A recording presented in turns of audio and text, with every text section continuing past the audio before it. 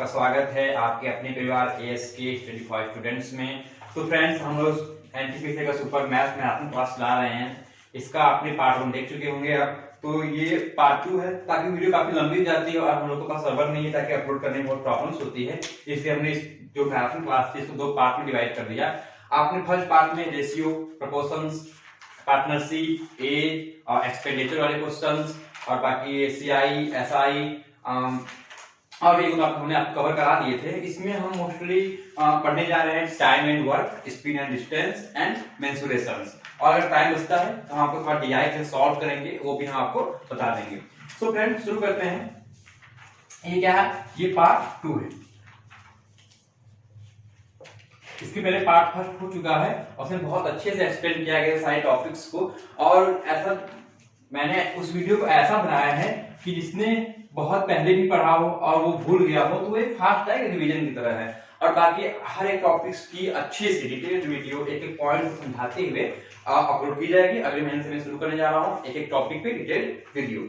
So friends, आप लोग about में जाके हमारे टेलीग्राम चैनल ज्वाइन कर सकते हैं, जिससे आपको हर वीडियोस की नोटिफिकेशंस मिल जाए। सब्सक्राइब करके आप बेल आइकन को दबा सकते हैं।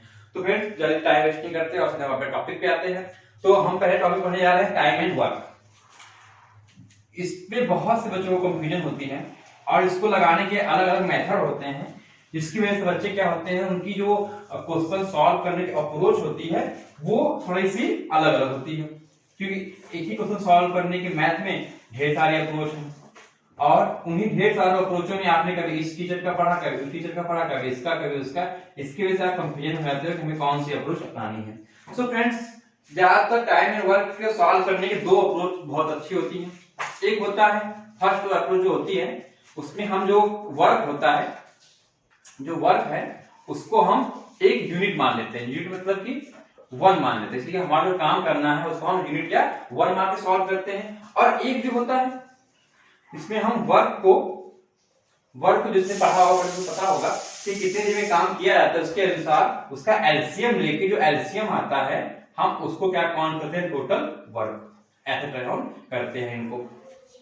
तो फ्रेंड्स, अलग अलग टाइप्स के सवाल में इन दोनों का अपना अपना अच्छा विशेष योगदान होता है। ये नहीं कि सारे सवाल आप यूनिट वाले क्वेश्चन से ही बहुत इजी लगा पाओगे, और ये भी नहीं है कि आप सारे सवाल एलसीएम वाले टाइम एंड वर्क वाले क्वेश्चन लगा पाओगे। सो फ्रेंड, जहां पे जिस टाइप में जिसका प्रयोग किया जाएगा हम आपको उसमें वो चीज का प्रयोग बताएंगे। और इस पे बिल्कुल हर एक टाइप वाइज डिटेल वीडियो जब आएगी आप उस पे देखेंगे तो सीख पाएंगे कि कैसे हम क्वेश्चन को अप्रोच करते हैं और कैसे लगाते हैं। ये एक फास्ट ट्रैक वीडियो है ताकि आपको जल्दी जल्दी रिवीजन हो जाए, कम समय में आप ज्यादा चीजें सीख पाए। तो हम डायरेक्ट आते हैं। इसमें सबसे मेन मैं बताता हूं सबसे पहले ही कि इसमें जो सबसे फंडामेंटल क्या होता है, सबसे फंडामेंटल होता है आपकी इफिशियंसी। आप कार्य करने में कितने दक्ष हो, आपकी दक्षता क्या है, आप कोई भी काम कितने कम समय में कर रहे हो, वो यहाँ पे क्या है, दक्षता है।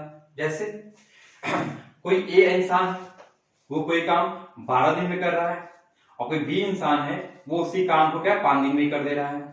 तो कौन ज्यादा अच्छा हुआ, कौन ज्यादा कुशल हुआ, या कौन ज्यादा क्षमता वाला हुआ? मतलब B का क्षमता ज्यादा है। B ने कोई काम, वही सेम काम था, 5 दिन में करने निपटा दिया, और A को वही काम करने में 12 दिन लगे। इसका मतलब क्या है, A जो है कमजोर है, A क्या है धीमा काम करता है, A क्या है दक्षता कम है, उसकी क्या है क्षमता कम है। सो फ्रेंड, ये तो आप यहाँ से एक डिफरेंस देख पाएंगे कि जो इफिशियंसी होती है, काम करने की इफिशियंसी होती है, वो बिल्कुल टाइम की क्या होती है, इनवर्स प्रोपोर्शनल होती है। इसका मतलब क्या है, इसका मतलब ये हुआ कि अगर आपकी इफिशियंसी ज्यादा होगी काम करने की, अगर आपके काम करने की इफिशियंसी ज्यादा है तो आप कम टाइम लेंगे किसी काम को करने के लिए। जाहिर सी बात है, अगर आप काम तेज करते हो, आपकी क्षमता ज्यादा है, तो किसी भी काम को करने के लिए आपको कम दिन का आवश्यकता पड़ेगी, आप जल्दी काम कर लोगे। और जिसकी इफिशियंसी कम है, कारण दक्षता कम है उसकी, वो काम स्लो करता है, कमजोर है, तो वो टाइम ज्यादा लेगा। क्या वो टाइम वो ज्यादा लेगा। तो ये बहुत ही बेसिक होता है किसी भी चीज को करने या समझने के लिए कि हम जो चैप्टर पढ़ने जा रहे हैं उसका मेन बेस क्या है। तो इस पूरे चैप्टर का मेन बेस यही है, एफिशिएंसी एंड टाइम बेस्ड है ये पूरा बिल्कुल। और आपको ये कॉन्सेप्ट समझ में आ गया तो आप बिल्कुल इस टाइप के जो सवाल आते हैं या इस चैप्टर में जो सवाल आते हैं उसका बिल्कुल धुआं उड़ा देंगे। आज ये क्लास बिल्कुल धुआं होने वाली है। हाँ फ्रेंड्स, एक प्रॉब्लम है कि राइटिंग जो है इस बोर्ड पे ज्यादा अच्छी नहीं हो पा रही है, इसकी वजह से आपको थोड़ा प्रॉब्लम होगा, तो आप थोड़ी क्वालिटी अप करके देखिएगा प्लीज, ताकि आपको अच्छी समझ में आ जाए। और वैसे भी ये मैथ है, इसमें राइटिंग ज्यादा योगदान नहीं है, मैं जो बोल रहा हूँ वो आपके कान तक पहुंच रहा है और आपका एक बहुत ही तेजी से फास्टर डिवीजन हो जाएगा। तो टाइम वेस्ट नहीं करते, हम सीधे अपने आते हैं टाइप 1 पे। टाइप 1 सबसे इजी टाइप होता है और इसी लगभग एक ही जो टाइप स्टार्टिंग में बता रहा हूँ उसी टाइप से क्वेश्चन पूछे जाते हैं। और बहुत से बच्चे अलग अलग थ्योरम से या अलग अलग मेथड्स लगाने की ट्राई करते हैं और वो क्वेश्चन क्या गलत कर जाते हैं। कुछ लोग ट्रिक याद करते हैं लगाने की, ये याद करते हैं, वो याद करते हैं। तो मैं बहुत सिंपलेस्ट फॉर्म बताऊंगा आपको कि आप कैसे भी क्वेश्चन को सॉल्व करो। देन टाइप 1 क्या कहता है? टाइप 1 कहता है कि कोई एक इंसान होगा, वो किसी काम को कुछ दिन में कर लेगा और कोई दूसरा इंसान होगा वो भी उसी काम को कुछ दिन में कर लेगा। तो मालिक को क्या जल्दी काम करवाना है, तो कहेगा तुम दोनों एक साथ काम करो, आप हमसे क्वेश्चन पूछ देगा, बताओ कि ये दोनों मिलके एक काम को कितने दिन में कर पाएंगे। अब मैं बिल्कुल सेंटेंस वाइज आपको क्वेश्चन तो लिख के पुट नहीं कर सकता, इसलिए मैं इसको मैथमेटिकल फॉर्म में कन्वर्ट कर रहा हूं। आपको सेंटेंस पढ़ना है, उसके बाद उसको कैसे मैथमेटिकल फॉर्म में कन्वर्ट करना है और लगाने की अप्रोच है बिल्कुल सेम जैसे मैं लिखता जा रहा हूं, आप वैसे इस चीज को कॉपी करते जाइए। आप 2, 4 या 10 क्वेश्चन प्रैक्टिस करेंगे, उसके बाद आप ये मेथड है कैलकुलेशन का अपने दिमाग में कर सकते हैं। बिल्कुल आप कॉपी में उठाने की जरूरत नहीं है और क्वेश्चन लिखेंगे तो आप आंसर को टिक करते हुए आगे चले जाएंगे। एक बात ध्यान रखिएगा कि जो कोई भी क्वेश्चन होता है उसको ऑप्शंस बनाता है, वो इजी है या वो कठिन है। कभी सवाल कोई भी इजी या कठिन नहीं होता है, हमेशा उसके ऑप्शंस होते हैं, वो उनको बना देते हैं कि वो इजी है या हार्ड है। जैसे अगर पूछ लिया कि आगरा कौन सी नदी किनारे स्थित है, तो बहुत इजीली सब बता देंगे कि यमुना नदी किनारे स्थित है। क्यों? क्योंकि उसके ऑप्शन दिया था यमुना, गंगा, सरस्वती, घाघरा। अगर उसने ऑप्शन स्टॉप कर दिए, उसने ऑप्शंस कर दिए यमुना के पूर्व में, यमुना के दक्षिण पूर्व में, यमुना के उत्तर पूर्व में और यमुना के पश्चिम में, तो क्वेश्चन तो वही है आगरा किस नदी किनारे स्थित है, लेकिन उसके ऑप्शंस ने उसी क्वेश्चंस को टफ बना दिया। और वो क्वेश्चन बस वही बच्चा कर पाएगा जिसने मैप द्वारा पढ़ा होगा, ज्योग्राफी, या फिर उसने बहुत डीप नॉलेज ले रखी है, उसने सेम ऐसा ही क्वेश्चन कहीं पे देखा हो। तो यहां से हमें क्या मिला? ये मिला कि जो क्वेश्चंस होते हैं वो ऑप्शन के अकॉर्डिंग इजी या हार्ड होते रहते हैं, तो कभी क्वेश्चंस हार्ड नहीं होते हैं। हाँ, तो हम थोड़ा रह गए थे आपको बताते बताते। सो हम टाइप 1 शुरू करते हैं। क्या था कि ए है वो कोई काम 12 दिन में कर लेता है, ओके, और बी है वो कोई काम 15 दिन में कर लेता है। अब यहाँ आप बताइए देख के कि कौन ज्यादा एफिशिएंट है, ए या डी? आप बताएंगे बिल्कुल ए एफिशिएंट है। तो यहाँ इसका भी कुछ काम नहीं, बस मैं आपको समझा रहा हूँ कि जो कम दिन लेगा उसकी एफिशिएंसी ज्यादा होगी। आपको कुछ नहीं करना है, आपने जाना कि ए जो है वो 12 दिन में काम करता है, बी जो है वो 15 दिन में काम करता है। हम यहाँ पे आपको एलसीएम बेस्ड इस टाइप क्वेश्चन लगाना काफी आसान हो जाता है। तो हम 12 और 15 में क्या लेंगे? एलसीएम लेंगे। 12 और 15 का एलसीएम आपको पता है कितना होता है? 30 होता है। अगर आपको एलसीएम निकालना नहीं आता है तो उसके लिए डिटेल वीडियो चलेगी, तो एक एक टॉपिक पे बहुत ही बारीकी से इतने बेसिक से पढ़ाया जाएगा कि आपको एक कोई 10th या कोई 8th का बच्चा भी होगा तो वो बहुत ही इजी से चीजों को सीखता चला जाएगा। सो हमने क्या किया? सॉरी, एलसीएम 30 ना होगा, एलसीएम 60 होगा। क्या होगा? 60 होगा। एलसीएम 12 और 15 का आप निकाल सकते हो। तो अगर हम देखें कि ए जो है 12 दिन में कोई काम कर लेता था, ओके, कोई काम 12 दिन में करता था और हमने एलसीएम निकाल दिया।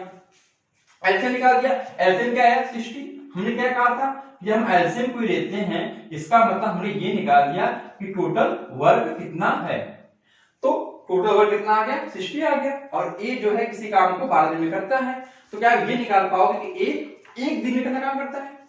आप 12 दिन में 60 काम कर ले जा रहे हो, इसका मतलब आप एक दिन में 60 अपॉन 12 यानी कि 5 वर्क, ओके।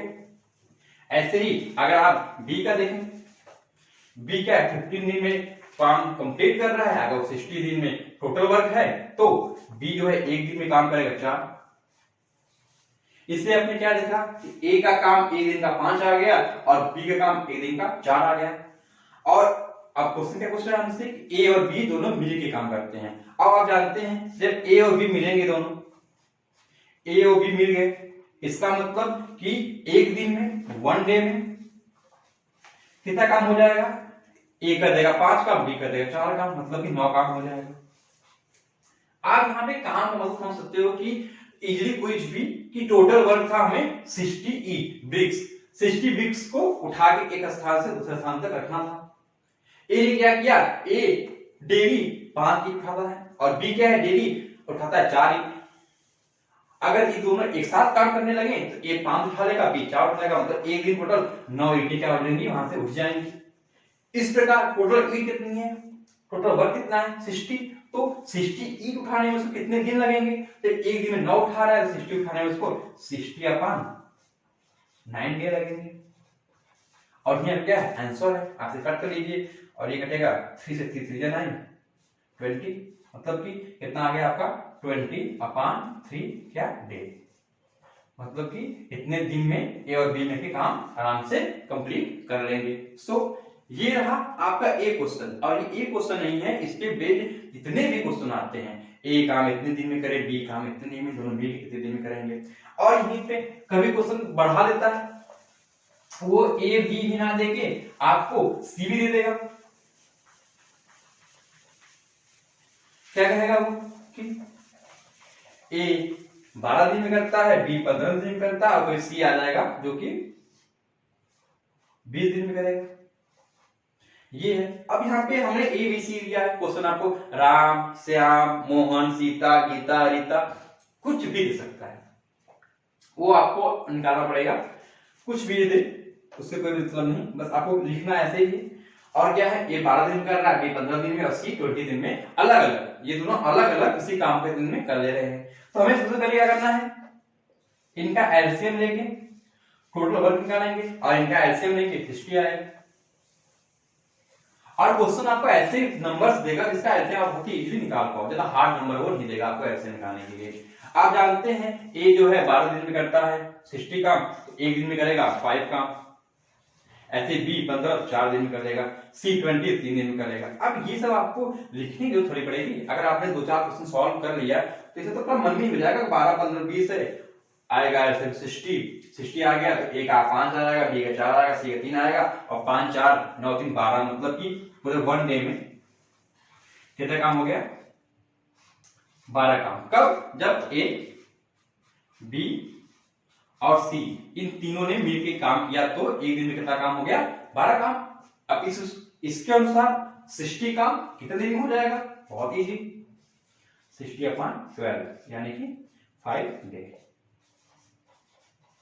ये रहा, आप समझ में आ गया आपको। इस टाइप के इतने सवाल आएंगे, A B C they, D दे दे, ई दे दे, कितने भी दे दे, आपको कुछ इससे डरना नहीं है। नेक्स्ट, इसी का रिवर्स आता है। अब रिवर्स का आता है वो सुन लीजिए। रिवर्स आ जाता है, बच्चे इतना डर जाते हैं, इतने ट्रिक का इस्तेमाल, इतनी वो भी पूछे ही ना कुछ, और क्वेश्चन कुछ नहीं होता।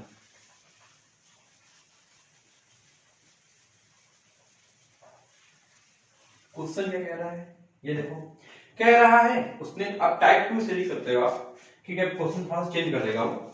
अब इसी का वायस वर्सा, मतलब कि रिवर्स देगा। रिवर्स क्या देगा, कहेगा कि कोई व्यक्ति ए है, वो अपना काम 12 दिन में या 5 दिन 10 दिन कर सकते हो, 10 दिन में कर लेता है। कोई एक बी व्यक्ति है, उसको बताया नहीं गया उसने वो काम कितने दिन में किया है, फिर वो काम कितने दिन में कर लेता है। वो कहता है कि कोई बी है, उसके साथ जब मिल जाता है तो वो दोनों मिलके, अभी तक हमको दोनों पूछ रहा था, अब उन दोनों हमें दे दिया कि ए प्लस बी मिलके उसी काम को, अब जानते हैं ए अकेला 10 दिन में कर रहा है, तो बी जब मिल जाएगा तो उसको दिन तो कम लगेंगे काम करने में, तो दोनों मिलके किसी काम को 5 दिन में कर लेते हैं। अब ये बताओ कि बी अकेला उस कार्य को कितने दिन में कर लेगा। अब तक हमको ए बी दोनों दे रहा था और पूछ रहा था कि ए बी कितने दिन में करेगा। इस बार क्या किया उसने, ए दिया और ए प्लस बी दे दिया, और हमसे बी की क्या पूछ लिया कि उसने कितने दिन पूरा काम कंप्लीट वो कर लेगा, अगर वो ए के साथ ना करे तो। अब भी क्या करना है, कुछ नहीं, जो हमने कॉन्सेप्ट बताया है उसी कॉन्सेप्ट चलिए। क्या मानते हैं आप कि ए 10 दिन में करता है और ए प्लस बी के 5 दिन में करते हैं, इसका एलसीएम लेंगे अगर आप तो आ जाएगा कितना, 10 ही आ जाएगा। अगर एलसीएम लेते हैं आप 10 आ जाएगा। ऐसे आपको ना भी लेना आता हो तो हमेशा जो दो संख्याएं दी गई हो उनका आपस में मल्टीप्लाई कर देंगे, तो ये भी उनके एलसीएम हो जाएंगे। 50 आप उसके एलसीएम के कोई भी मल्टीप्लाई ले सकते हो। 10 से 10 का मल्टीप्लाई 20, 30, 40, 50, 60, 100, 120 कुछ भी ले लो, आपका आंसर में कोई अंतर नहीं पड़ेगा।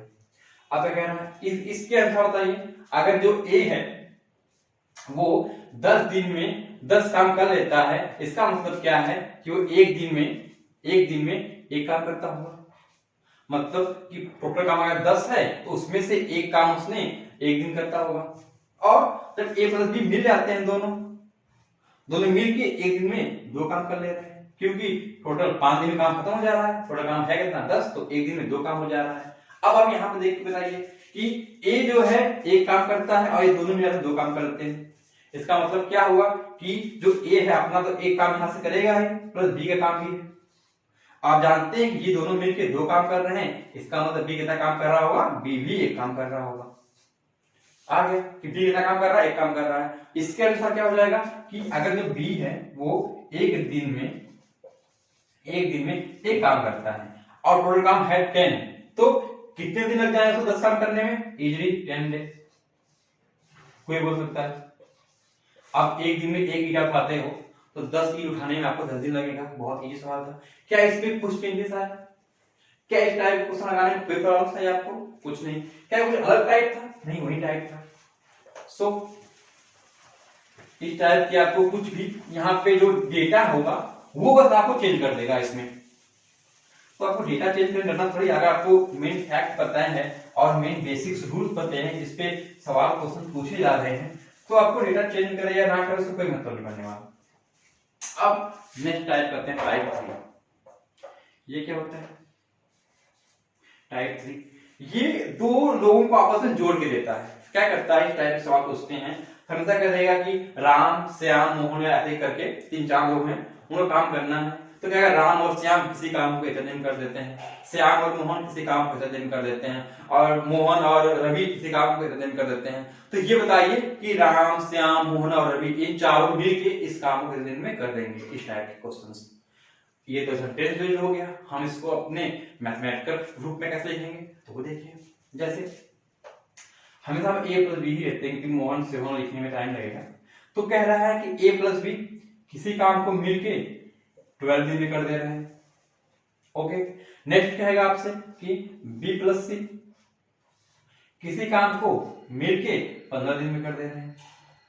या तो यही पूछ दे कि ए प्लस बी प्लस सी में कितने में करेंगे, या फिर वो और दे सकता है आपको सी प्लस डी दे दे, डी प्लस ई दे दे, कितना में दे दे।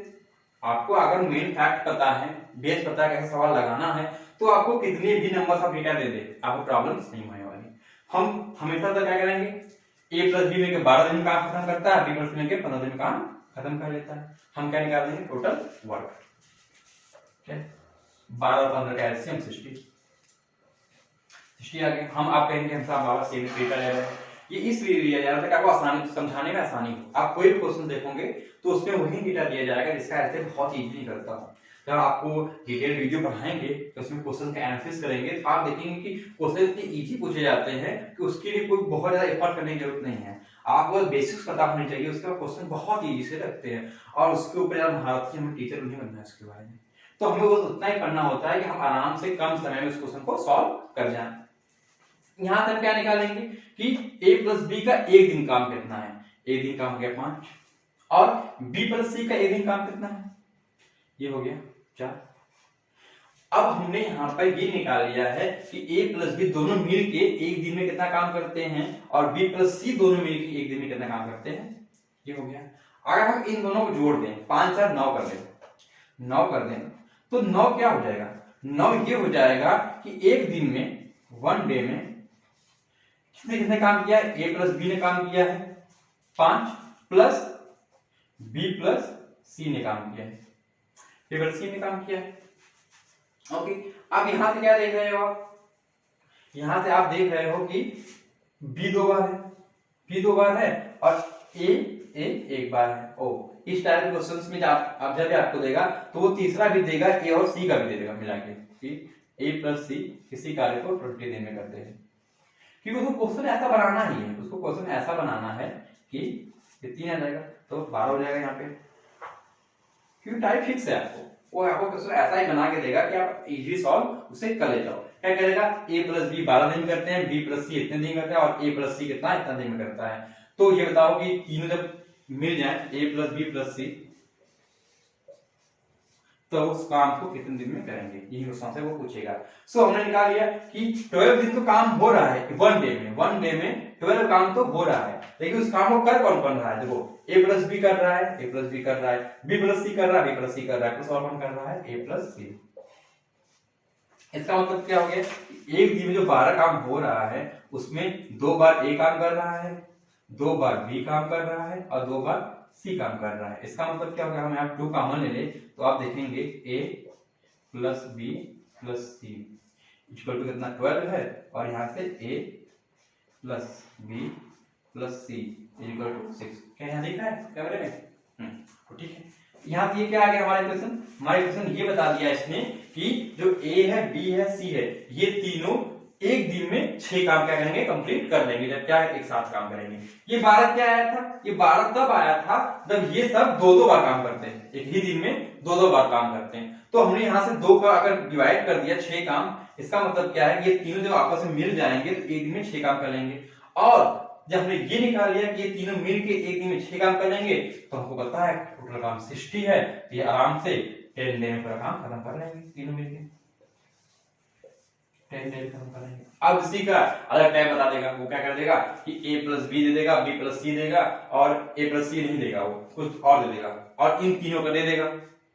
और पूछेगा कि बताओ a प्लस सी में कितने दिन में काम करेगा, या a कितने दिन काम करेगा, या b कितने दिन काम करेगा। तो आपको अगर फंडामेंटल पता है, अब बहुत सारे टाइप्स होते हैं, हर टाइप्स के सवाल क्वेश्चन पूछे नहीं जाते हैं, कभी कभी किसी टाइप्स क्वेश्चन आ जाते हैं, तो उस पर जब डिटेल वीडियो चलेगी तो हर एक टॉपिक कवर किया जाएगा, कोई भी एक टॉपिक नहीं होगा जो आपसे छोड़ा जाए, जो आप क्वेश्चन पेपर में देखें और आपको ऐसा लगे कि हाँ ये टाइप पढ़ाया नहीं गया, ऐसा नहीं होगा। अब ये फास्ट ट्रैक रिवीजन है, उसमें हम वही फार्मूला जो वही कॉन्सेप्ट बता रहे हैं, तो वो आपको क्वेश्चन पेपर में मिल जाए। ठीक है, आपका टाइम कम है और आपको कम टाइम में ज्यादा चीजें करनी है, इसलिए हम आपको बहुत तेज लेकर चल रहे हैं ताकि जल्दी जल्दी क्या हो पेपर कवर हो जाए। अब इसमें बहुत टाइप होता है कि ए इतने दिन पहले काम छोड़ दे, बी काम छोड़ दे पहले, या बी समाप्त होने से पहले छोड़ दे, सी समाप्त होने से पहले छोड़ दे, या फिर इन तीनों जो है इसी रेशियो में काम करने लगे तो क्या होगा, या ए काम करे फिर एक दिन क्या करके बी काम करे, फिर एक दिन क्या करके सी काम करे, तो तीनों एक दिन में कितने काम कर लेंगे। जितने भी टाइप्स हैं आपको डिटेल वीडियो पढ़ाए जाएंगे, यहाँ बस तेजी से वो टाइप पढ़ाए जा रहे हैं जो बिल्कुल हूबहू क्वेश्चंस पूछे जाएंगे। अब हम मेन क्या करते हैं, हाँ ये क्वेश्चन का बहुत ही फेवरेट क्वेश्चन है, बहुत फेवरेट क्वेश्चन है। ये कहता क्या है कि किसी काम को करने में जो है ए 12 दिन लेता है और बी क्या है 15 दिन लेता है। तो ये तो नहीं पूछेगा कितने दिन काम खत्म होगा, वो ये पूछ देगा कि ए और बी की काम करने की एफिशिएंसी की रेशियो क्या है। क्या पूछ देगा, ए बी से कितना एफिशिएंट है या ए बी की तुलना में सक्षम है। तो इस टाइप का सवाल जब भी पूछा जाएगा, इस टाइप का सवाल जब भी पूछा जाएगा, हमने आपको क्या बताया था स्टार्टिंग में ही कि जो टाइम होता है मतलब काम करने में लगा समय, वो हमेशा उसके एफिशिएंसी क्या होता है यूनिवर्सली प्रोपोर्शनल होता है। इसका मतलब क्या है कि जो उसके टाइम का रेशियो होगा, टाइम का रेशियो होगा वो बिल्कुल इनवर्सली प्रोपोर्शनल होगा उसके एफिशिएंसी के रेशियो से। अब देखते हैं कि इसके ऊपर सवाल हम कैसे कर सकते हैं। बहुत इजी है, हमने देख लिया कि ए और बी का जो समय है, टाइम है, उसका अनुपात है 12:15। ये रेशियो है, ये रेशियो है कब का है कि टाइम का है, टाइम कितने लेते हैं वो लोग काम करने में। अगर उसकी इफिशियंसी का पूछ रहा है, एफिशिएंसी का पूछ रहा है ए रेशियो बी, हमने क्या कहा था हमेशा उसका इनवर्स होता है, इनवर्स मतलब 1/, ये क्या हो जाएगा 1/12 रेशियो 1/15। हाँ रेशियो में ये टाइप छूट गया था आपका कि जब आप जो इनवर्स रेशियो होता है उसको सिंपल रेशियो में कैसे कन्वर्ट करते हैं। तो देखो कैसे कन्वर्ट करते हैं, यहाँ दे रहे हैं आपको, जब भी इनवर्स रेशियो आपको दिया जाए और सिंपल रेशियो आपको निकालना हो तो हमेशा जो संख्याएं नीचे दी रहती हैं उसके एलसीएम का रेशियो में मल्टीप्लाई कर देते हैं। आप जानते हैं कि किसी भी रेशियो में किसी भी संख्या का दोनों तरफ अगर हम मल्टीप्लाई करें, डिवाइड करें, तो उनके रेशियो में कोई भी इफेक्ट नहीं पड़ता है। सेम वही चीज अगर हम 12 15 का एलसीएम ले तो आ जाएगा कितना 60, और 60 का अगर दोनों तरफ मल्टीप्लाई कर दे 1/15 into 60, तो यहाँ पे आ जाएगा 5, यहाँ पे आ जाएगा 4। तो उनकी जो है इफिशियंसी की रेशियो क्या हो गया 5:4। आप चाहते तो यहीं पे काट देते 4:5। आप जान गए कि जब उनके काम करने की रेशियो 4:5 है तो उनकी इफिशियंसी इसकी उल्टी होगी 5:4। बिल्कुल डायरेक्ट क्वेश्चन पूछेगा, बहुत इजी। क्या कह देगा वो कि ए और बी के काम करने का रेशियो 2:3 है, तो उनकी इफिशियंसी का रेशियो बताओ। और इस पे आप क्या फॉर्मूला यूज करोगे, आपका कॉन्सेप्ट पता है आपको कि जो टाइम होता है वो इफिशियंसी की क्या है इनवर्सली प्रोपोर्शनल होता है। तो आपको क्वेश्चन देखते ही आंसर खुदा सामने है, आपको 2 सेकंड भी नहीं लगेंगे इस टाइप के सवाल करने के लिए। तो इसमें मेन फैक्ट क्या होगा कि आपको जो फंडामेंटल होता है वो पता होना चाहिए। अब नेक्स्ट टाइप पे चलते हैं। टाइम नेटवर्क एक बहुत बड़ा चैप्टर है, अगर इसको अच्छे से हर टाइप वाइज पढ़ाने लगे तो कम से कम 2 4 5 दिन लगेंगे इसे खत्म करने में। तो जो डिटेल वीडियो चलेगी तो आपको हर एक पॉइंट समझाया जाएगा, अलग अलग टाइप से बताया जाएगा। जो मैंने सबसे पहले बताया था कि यूनिट वाला होता है उससे भी कैसा लगता है वो भी आपको बताया जाएगा, एलसीएम मेथड बताया जाएगा। मैंने कहा था जहाँ पे जो मेथड इंपॉर्टेंट होगा वहां पे वो मेथड सॉल्व कराया जाएगा। नेक्स्ट क्या हो गया, नेक्स्ट अब आपका बचता है ए टाइप का क्वेश्चन, बहुत बार पूछा जाता है कि 2 पुरुष कुछ महिलाएं किसी काम को इतने दिन करती हैं तो 4 पुरुष 5 महिलाएं कितने दिन में करेंगी, या पुरुष महिला का पुरुष बच्चा कर देता है। या एक अलग टाइप भी है, वो टाइप तो कम मुझे लगा है ठेकेदार वाला। एक कोई ठेकेदार ने 60 दिन में काम करने का ठेका लिया था, उसने 30 मजदूरों को काम पे लगा दिया, पर 10 दिन बाद उसको लगा कि अरे यार ये मजदूर तो 60 दिन काम नहीं कर पाएंगे, मुझे कुछ और मजदूर चाहिए। उसने कुछ और मजदूर हायर किए और उस काम को उसने 60 दिन में पूरा करवा दिया। अब ये पूछता है कि उसने और मजदूर हायर किए थे वो कितने मजदूर थे, इस टाइप की। और हाँ एक बहुत इंपॉर्टेंट अगर इसको उठा देखो यही से कि जो श्रमिक होते हैं, श्रमिक को उनके श्रम के बदले जो मिलता है उसे कहते हैं पारिश्रमिक। तो जो श्रम का पारिश्रमिक होता है वो उनके इफिशियंसी के रेशियो में बढ़ता है आपस में। जो उनके ए और बी की इफिशियंसी का रेशियो रहेगा उसी रेशियो में उनके पैसे बटेंगे। जैसे कि कह लिया जाए कि ए किसी काम को 12 दिन में करता है और बी किसी काम को 15 दिन में करता है। ओके, इन दोनों ने मिलकर काम किया और काम करने के बाद इनको मिला है 300 रुपीज। तो ये बताओ कि ये दोनों कितना रुपया लेंगे।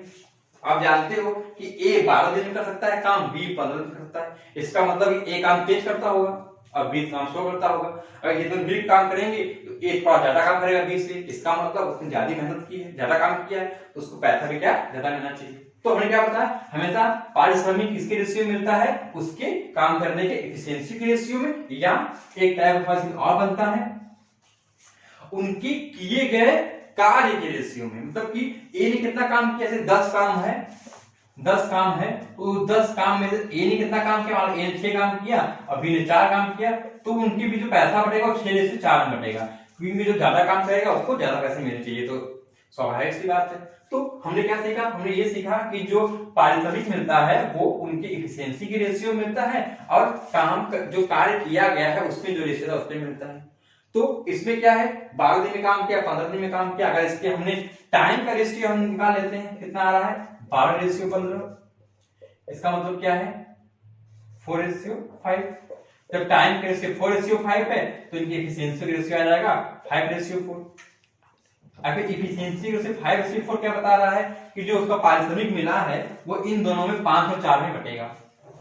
ओके, हम जानते थे कि हम रेशियो से पैसे कैसे बांटते हैं, पैसे रेशियो से ऐसे बांटते हैं। आपको पता था कि ये टोटल काम 9 था। अगर मान लो कि 9 रुपए टोटल होते हैं तो 9 टोटल होते हैं तो 5 ये ले लेगा, 4 ये ले लेगा, पर एक्चुअली में टोटल 9 नहीं है, एक्चुअली में टोटल कितना है 300 है। तो 9 से कितना गुना 300 है, या फिर आप इसको निकालने में बताया था 300/9 कर दोगे, यहाँ पर 3 से काट दिया अगर 3 आता है वो आता है 100, कितना आ गया 100/3। ये जो आ रहा है इसका मल्टीप्लाई आप 5 में कर दीजिए, 5 इंटू 100/3 ये इसका रुपया ए को मिलेगा, और 4 इंटू 100/3 कितना मिलेगा, इसको बी को मिलेगा।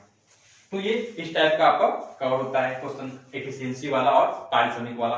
इसमें बहुत टाइप्स क्वेश्चन आता है, ठेकेदार वाला आता है, और सैनिक कैंप वाला आता है, स्कूल वाला आता है कि एक स्कूल में इतने छात्र हैं, उनके खाने के लिए इतने दिन का भोजन उपयुक्त है हॉस्टल में, अगर इतने छात्र और आ जाए या छात्र कहीं चले जाए छुट्टियों में तो खाना कितने दिन तक चलेगा। और बाकी जो हमने बताया कैंप वाला, सैनिक वाला होता है। तो टाइप्स तो बहुत सारे हैं टाइम एंड वर्क के, वो आपको हर डिटेल वीडियो में हर एक टाइप के बारे में आंसर किया जाएगा। एक और टाइप हम यहाँ देख लेते हैं जो बहुत ही इंपॉर्टेंट फॉर्मूला होता है, बहुत प्रसिद्ध फॉर्मूला है, उसका यूज इतना अच्छा है, इतने सारे टाइप्स में वो यूज आ जाता है कि हम M D H upon W, यहाँ पर हम M1 T1 H1 W1 कर सकते हैं, इज इक्वल टू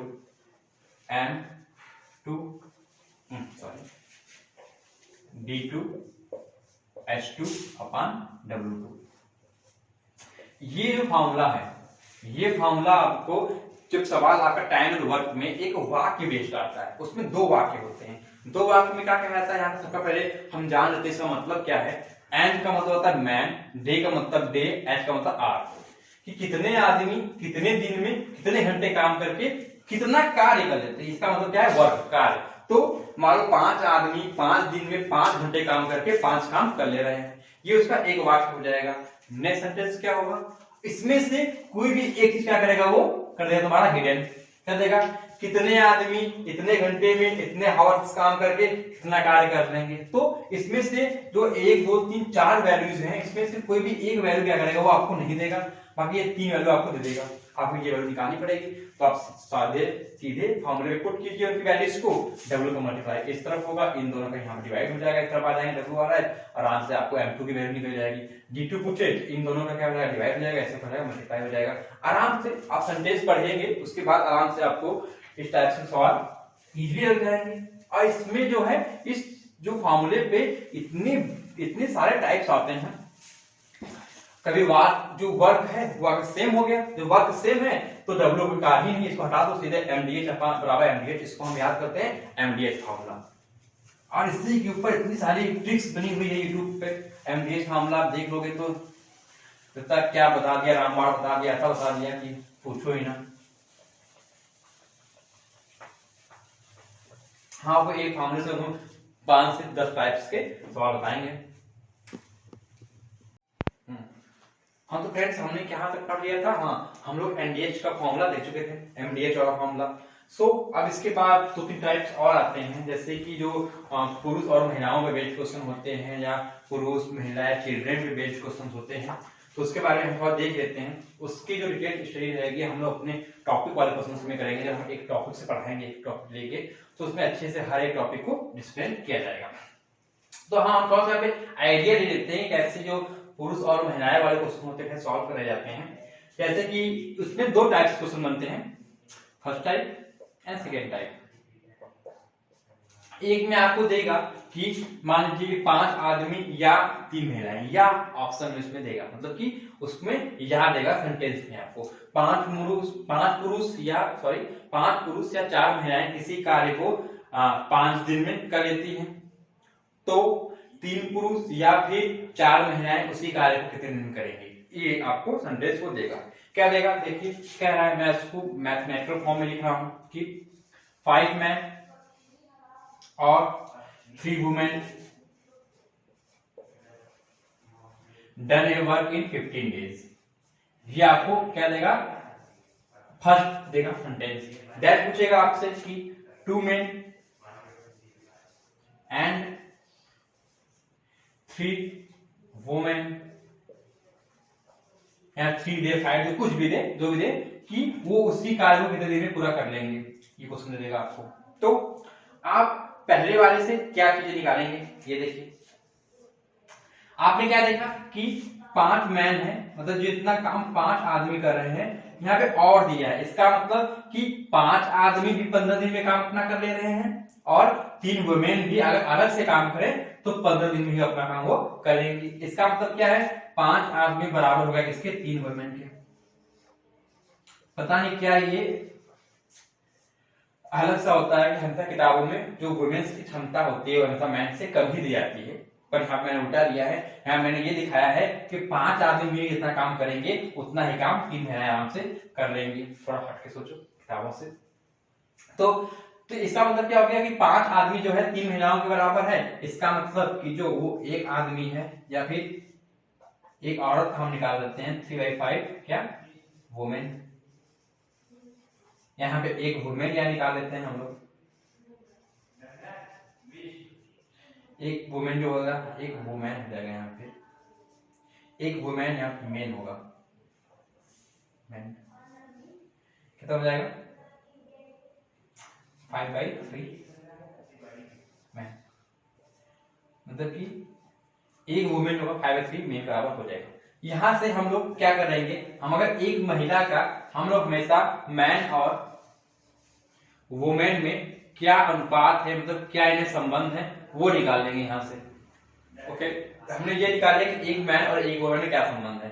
और ये सेकेंड वाला सेंटेंस आपको दिया गया है जो निकालना है आपको कि 2 वुमेन + 3 वुमेन, इसमें या तो हम मेन की वैल्यू पुट कर दें, इन दोनों को वुमेन कर दें, या फिर हम वुमेन की वैल्यू पुट करके इन दोनों को मैन कर दें। मतलब कि 2 मैन, यहां से 2 मैन की वैल्यू हम निकाल लें 3/5 इंटू 2 वुमेन आ जाएगा, ये आ जाएगा 2 मैन की वैल्यू, या फिर 3 वुमेन की वैल्यू हम निकाले यहां से 3 वुमेन की, तो 5/3 इंटू 3 मतलब क्या हो गया यहाँ पे 5 मैन हो गया। तो ये इजी लग रहा हमको निकालने में, तो हमने यहाँ पे इससे निकाल लिया कि 3 वुमेन अगर 1 वुमेन और 5/3 मैन है, या फिर डायरेक्ट क्वेश्चंस में दे दिया है, क्वेश्चन में देगा नहीं, थोड़ा सा इसका चेंज लगाया 2 या 1 कैसे कुछ भी दे देगा वो। सो हमने क्या किया सॉरी, हमने फर्स्ट सेंटेंस से ये रिलेशन निकाल लिया कि एक आदमी बराबर कितनी औरतें हैं या एक औरत बराबर कितने आदमी हैं। उस चीज को हमने सेकेंड सेंटेंस में पुट कर दिया, और इन दोनों को वुमेन वुमेन या मैन मैन बना के अगर हम यहाँ पे वुमेन को चेंज करें तो क्या हो जाएगा 2 मैन प्लस, और ये 3 वुमेन इसको हमने चेंज कर दिया मैन कर दिया 5 मैन आ गया, कितना हो गया 7 मैन हो गया। इसका मतलब हमसे क्वेश्चन ये पूछ रहा है कि 7 आदमी कितने दिन में काम को कर लेंगे।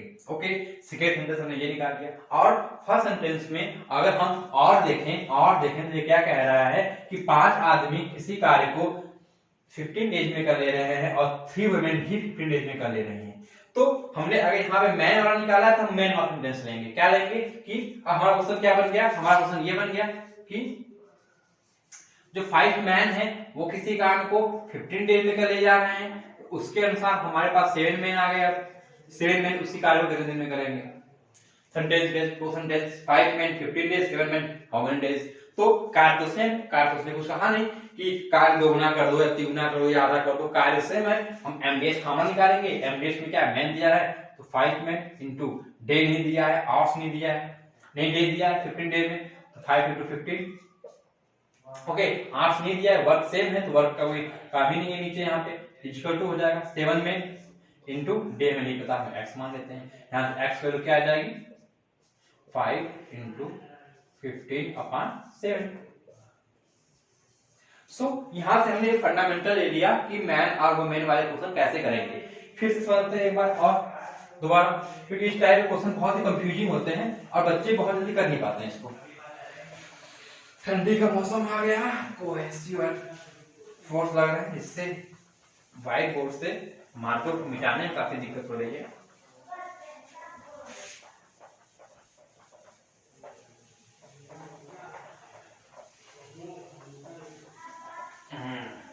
और दूसरा हम बताते हैं हम इसको क्या समझाएं, सेकेंड वाला जब इसकी डिटेल क्लास चलेगी उसमें एक एक टॉपिक्स पे समझा के फिर क्वेश्चंस कराया जाएगा। फिर सेकेंड टाइप क्या होता है, सेम इसी टाइप का होता है, उसमें यहाँ पे जो मैंने और लिखा था फर्स्ट सेंटेंस में, तो वो फर्स्ट सेंटेंस में और ना देगा प्लस देगा कि 5 आदमी और 3 महिलाएं, तो वो प्लस देगा। तो आपको जो वाक्य होगा वो वाक्य क्या करेगा, वो 2 वाक्य देगा आपको, फिर वो 2 वाक्य देगा और 2 वाक्य में वो ये बताएगा कि कितने आदमी और कितनी महिलाएं मिलकर कितने दिन में कार्य को कर रहे हैं। और जो थर्ड वाक्य होगा वो आपका क्वेश्चन होगा। वो सेकंड टाइप क्या होता है वो देख लेते हैं, इसके बाद फिर स्टार्टर खत्म करते हैं। अब ऐसे बहुत सारे टाइप्स के हैं टाइम एंड वर्क में, और ये जो हमारी ये डिटेल क्लास चलेगी उसमें देखा जाएगा कि ये मैराथन है और मैराथन में हमें जल्दी कवर को सिलेबस को कवर करना है। मेन क्या बच रहा था? हाँ, सेकेंड टाइप उसका क्या था? सेकेंड टाइप ये था कि मान लेते हैं कि 5 मेन प्लस 3 वुमेन किसी कार्य को 15 दिन में करते हैं। ओके, फिर देगा सेम ऐसे कि अगर 4 मेन हो प्लस यहाँ पे कुछ और लेते हैं, 4 मैन 2 वुमेन मान लेते हैं, उसी कार्य को 20 दिन में कर लेते हैं, या जो भी सेंटेंस देगा क्वेश्चन में आपको, और पूछेगा आपसे कि फिर 5 मैन प्लस 7 वुमेन उसी कार्य को कितने दिन में कर लेंगे। यहाँ पे उसी कार्य को या कार्य दूने कार्य को या आधे कार्य को या 1/3 कार्य को जो भी होगा, तो जो हमारा फॉर्मूला है mdh अपॉन w वाला, अगर w सेम है तो हम w नहीं लिखते हैं, अगर w दोगुना कार्य है तो दोगुना हो जाएगा, हाफ कार्य है तो 1/2 कर देंगे, 1/3 है तो 1/3 कर देंगे, जैसे क्वेश्चन की रिक्वायर्ड है कि हम ऐसे उसको इंटरचेंज कर देंगे उस फॉर्मूले को।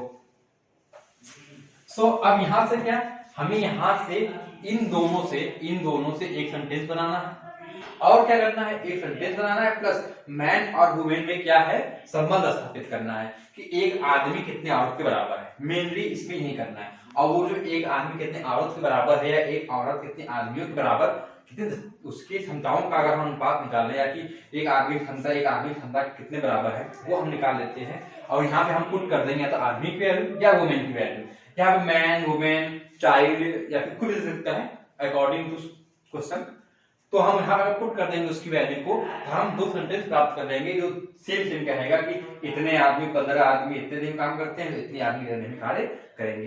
देखो कैसे करते हैं। अगर हम मानते हैं कि कोई भी आदमी है, मैन है, वो एक कार्य को एक्स में कर लेता है और वुमेन जो है वो वाई में कर लेती है, ठीक है। आप जानते हैं कार्य तो बराबर है, तो ये दोनों मिलके जो कार्य करेंगे वो इस तरफ, वो बराबर हो जाएगा कार्य इन सब के मिलके कार्य के। ओके, और ये सब मिलकर कितने कार्य कर रहे हैं, हमने क्या माना है कि मैन एक्स दिन काम करता है तो 5 मैन होगा, 5x कार्य हो जाएगा। ये एक दिन कार्य है, 1 डे कार्य है, एक दिन का।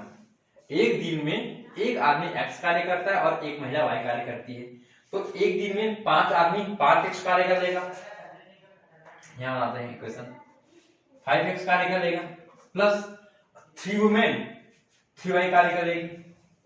ओके, ये इनका एक दिन कार्य हो गया, और कार्य हो कितने दिन में रहा है, 15 दिन में, इंटू 15, ये क्या आ गया हमारा टोटल वर्क आ गया। ये एक दिन कार्य हो गया इनका और 15 दिन तक कार्य चल रहा है, तो हमारा क्या आ गया, टोटल वर्क आ गया। और ये टोटल वर्क बराबर होगा, मैं यहाँ पे इसके नीचे बराबर लिख दे रहा हूँ, किसके, इसके, क्या 4 मैन x है प्लस y 2y इनटू कितने दिन कार्य कर रहे हैं ये लोग, 20 दिन। ये इसके आपस में क्या हो गया, बराबर। इसको हम सॉल्व करेंगे, 5x plus 3y into 15 is equal to 4x plus 2y into 20। हम 5 से काट दे, 5 3 जा और 5 4 जा, ठीक है, मल्टीप्लाई करेंगे यहाँ पे 15x plus 9y equal to 16x plus 8y। 15 को उस तरफ देते हैं, क्या आ जाएगा 15 माइनस 16x इक्वल टू 8 आएगा तुम्हारे पास। ये रैंडमली लिया गया था और इतना सटीक बैठ गया। क्या कह रहा है, x और y बराबर है, मतलब आदमी और औरत क्षमताएं क्या आपस में सेम है। जब आदमी और औरत आपस में सेम आ गए तब कहीं पे भी मेन को वुमेन को मैन चेंज कर सकते हैं, मतलब कि 5x प्लस 3y को हम मान सकते हैं कि ये वुमेन और मैन क्षमताएं तो बराबर आ गई, मतलब ये दोनों एक दिन समान कार्य कर रहे हैं, तो क्या क्या आदमी क्या औरत दोनों एक समान है। तो हम किसी भी सेंटेंस को, अब क्या है, इन दोनों में से हम किसी भी सेंटेंस को अपना पहला वाक्य बना लेंगे और दूसरा वाक्य हमारा ये है, क्या कह देंगे कि अगर हम इसको बनाते हैं, चेंज करते हैं, क्या मैन तो वुमेन में, तो 5 और 3 8 वुमेन किसी कार्य को 15 दिन में कर ले रही हैं, तो अब यहाँ पे हमने वुमेन क्लिक किया है तो यहाँ पे भी हमें वुमेन ही डालना है, तो 7 5 12 वुमेन कितने दिन में कार्य कर लेंगे, 8 वुमेन 15 दिन, 8 वुमेन 15 दिन इक्वल टू कितना है हमारा 12 वुमेन, हाउ मेनी डेज मानते हैं x डे, 12 आ जाएगा यहाँ पे, डिवाइड चला गया तो 8 × 15 divide by 12 equal to x। ये आ गया कितने देर में कार्य कर लेंगे ये दोनों मिलकर। तो ये होता है पूरा उसका फंडामेंटल कि कैसे हम इसको सॉल्यूशन को सॉल्व करते हैं। अब इसकी जो वैल्यू आई यहाँ पे x = y ना आके x = 2y या फिर x = 3y, यहाँ पे कुछ और आता क्वेश्चन के अकॉर्डिंग, तो हम वो चीज यहाँ पुट कर लेते कि मैन और वुमेन की वैल्यू पुट कर लेते कि वुमेन को मैन चेंज कर देते या मैन को वुमेन में चेंज कर देते। इससे हमारा पहला सेंटेंस मिल जाता कि इतने आदमी इतने दिन में कार्य कर रहे हैं, और हम सेकंड सेंटेंस में दिया होता क्वेश्चन, और उस क्वेश्चन से एक वाक्य बना लेते, इन दोनों को आपस में चेंज कर देते। मैन हो तो सब मैन हो जाए, ये दोनों वुमेन हो तो दोनों वुमेन हो जाए। तो यहाँ पे हम जो एक टॉपिक लेक्चर रहे थे अपना टाइम एंड वर्क वाला, वो यहाँ पे बताया खत्म मतलब कि इससे बहुत सारे टाइप बचे हुए हैं, पर जो मेनली एग्जाम पूछे जा रहे हैं हाल फिलहाल में, वो इतने ही टाइप अगर आप पढ़ के जाइए तो हम 101% गारंटी देते हैं कि आराम से आप क्वेश्चन सॉल्व करके आएंगे। बाकी हमारी डिटेल वीडियो होगी, उसमें हम हर एक टॉपिक को बहुत ही बेसिक से लेकर चलेंगे और अच्छे से एक एक टॉपिक को पढ़ाएंगे। अगर आपने मैन टाइम एंड वर्क पढ़ लिया तो जो एक आता है छोटा चैप्टर 5s सिस्टर्न वाला, वो बहुत ही इजीली आप सॉल्व कर ले जाएंगे, क्योंकि ये 5s सिस्टर्न है वो एक्चुअली में और कुछ नहीं बस इसी का एक रूप है एप्लीकेशन बेस्ड।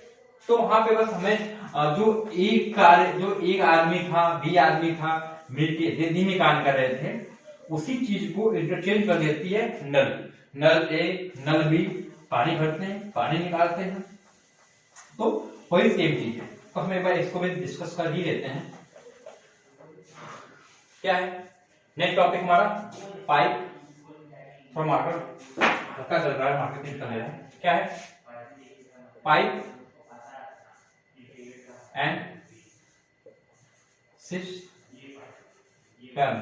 ये है हमारा नेक्स्ट टॉपिक। तो इसमें क्या होता है, इस टाइप क्वेश्चन पूछे जाते हैं। नल ए है वो किसी टंकी को इतने घंटे भरता है, नल बी है उसी टंकी को इतने घंटे भरता है। बताइए नल ए और बी दोनों एक साथ खोल दिए जाए तो टंकी कितने घंटे भर जाएगी, ये आता है क्वेश्चन। इसमें भी टाइम एंड वर्क की तरह ही बहुत अलग अलग टाइप क्वेश्चन आते हैं। कभी नल ए को चालू किया जाता है, फिर बंद कर दिया जाता है, फिर बी को चालू किया जाता है, कभी बी को बंद करके ए चालू किया जाता है। कभी नल ए पानी भरता है तो नल बी पानी निकालता है, ये अलग क्वेश्चन है।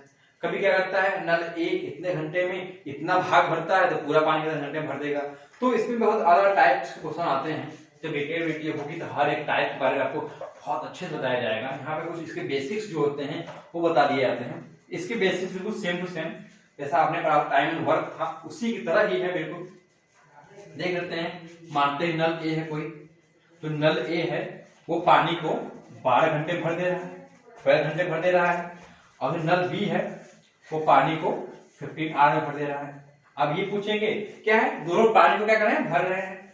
मतलब ए जो है अगर अकेले चलता तो 12 घंटे में भरता, बी अगर चलता अकेले तो उसके घंटा 15 घंटे भरता। तो सेम वही चीज हमें कुछ नहीं करना है, हमें ये देखना है कि टोटल पानी भरना कितना है। यहाँ पे जो चीज आएगी वो आएगी हमारी टंकी की क्षमता कितनी है, तो टंकी में कितना लीटर पानी आता है। और 12-15 का हमने एलसीएम लिया, एसएसटी। हम क्या समझते हैं इससे, इसका मतलब जो हमारी टंकी है वो 60 लीटर की है। ए है 12 घंटे में भर रहा है, इसका मतलब ए जो है 1 घंटे में 5 लीटर पानी भर रहा है। बी 15 घंटे में भर रहा है, इसका मतलब जो बी है वो 1 घंटे में 4 पानी भर दे रहा है। अरे दोनों एक साथ अगर चलने लगे क्योंकि दोनों पानी भर रहे हैं, दोनों एक साथ चले जाते हैं तो 5 + 4 = 9। मतलब कि दोनों जो है एक साथ चलेंगे तो 1 घंटे में 9 भाग पानी भर देंगे। अब टोटल है कितना, 60 भाग या 60 लीटर, तो भी मान सकते हो आप। इसका भी सेम है, अब इसको भी यूनिटरी मेथड से लगा सकते हो कि पूरा अमाउंट टंकी 1 है और 1 का ए जो है इतना भाग भरता है, बी इतना भाग भरता है। तो यूनिटरी मेथड का भी अपना एक इस्तेमाल है, इकाई होती है, उसको बताया जाएगा आपको कि उसके सवाल कैसे सॉल्व करते हैं। नेक्स्ट हमने क्या देख लिया कि ए और बी दोनों मिलके 9 आवर्स में 9 भाग भर दे रहे हैं 1 घंटे में। तो 16 भाग है और 1 घंटे में 9, तो कितने घंटे में 60 भर जाएगी, 60/9 इतने आवर में। ये देखना है कि ये और ये दोनों सेम यूनिट के हों। ये ना हो कि ए 12 घंटे और बी 15 मिनट दिया हो और आपने दोनों को ऐसे करके सवाल लगा दिया और कह रहे यार सर ने तो गलत बता दिया था, सर ने तो ये कर दिया था। तो ऐसा नहीं है, हमें हमेशा सेम यूनिट ही लेनी है। अगर ये आर में है तो हमें इसको भी आर में लेना है, अगर ये मिनट में हो तो इसको भी आपस में इंटरचेंज कर देना है। और इंटरचेंज करने के लिए आप जानते हैं 1 आवर इक्वल टू 60 मिनट होता है। ये सबको पता होगा, इसमें बताने की जरूरत है नहीं। नेक्स्ट, अब इसका एक कार्य और आता है। अब इसी में उसको बढ़ा दे, ए नल है, बी नल है, वो सी नल ला दे, तीनों भरने लगे, तो बताने की जरूरत है नहीं आपको। मैंने ऑलरेडी आपको टाइम एंड वर्क का चैप्टर बता चुके हैं, और जब इसकी चलेगी डिटेल क्लास तो उसमें और से समझाया जाएगा आपको। हाँ फ्रेंड्स, थोड़ा राइटिंग में दिक्कत अगर आ रही होगी आपको, या साउंड की, बैकग्राउंड साउंड की, थोड़ा मैनेज कीजिएगा, क्योंकि क्वालिटी ज्यादा मैटर नहीं करती है, पढ़ाने की क्वालिटी मैटर नहीं करती है, जो पढ़ाया जा रहा है उसकी क्वालिटी वो ज्यादा मैटर करती है।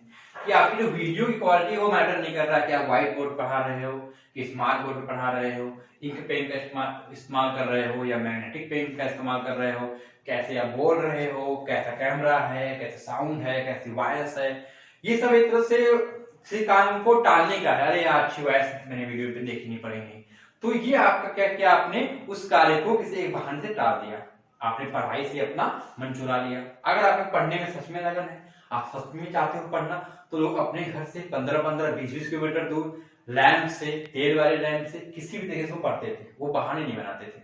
तो थोड़ा सा भी अगर साउंड में प्रॉब्लम हो या पिक्चर अच्छी नहीं आ रही हो, वीडियो क्वालिटी अच्छी नहीं हो, थोड़ा सा एडजस्ट कीजिएगा, और जो यहाँ पे ज्ञान मिल रहा है उसको समेट लीजिए, जितना ज्यादा हो सकता है उतना ज्यादा, क्योंकि जो ज्ञान होता है वो अर्थात सागर होता है। आप उसमें जितना भी लेते जाए, जितना भी रखते जाए अपने पास, हमेशा आपके पास कम ही होगा। मैं भी पढ़ा रहा हूँ तो इसका मतलब ये नहीं कि मुझे सारी मैथ्स की सब कुछ आता है, मैं भी एक सागर में बहुत छोटा सा हिस्सा जो मुझे पता है, अब मैं चाहता हूँ कि वो चीज मैं सबको बता दूं, ताकि जितना एटलीस्ट मुझे आता है उतना आपको आ जाए, तो आप और पढ़िए, आप हमसे आगे जाइए। सो हाँ, अब हम थोड़ा टॉपिक भटक गए थे, तो प्लीज आप थोड़ा सा मैनेज कर लीजिएगा राइटिंग के और वॉइस की प्रॉब्लम्स जो है, और बाकी जो फैक्ट है, जो नॉलेज है और जो क्वालिटी है पढ़ाने की, वो आपको बिल्कुल 100% दी जाएगी, उसमें कोई भी 1% की भी कमी आपको महसूस नहीं होगी। जो चीजें आप पैसे देकर पढ़ेंगे पेड क्लास में, वो चीज यहाँ आपको फ्री ऑफ कॉस्ट दी जा रही है।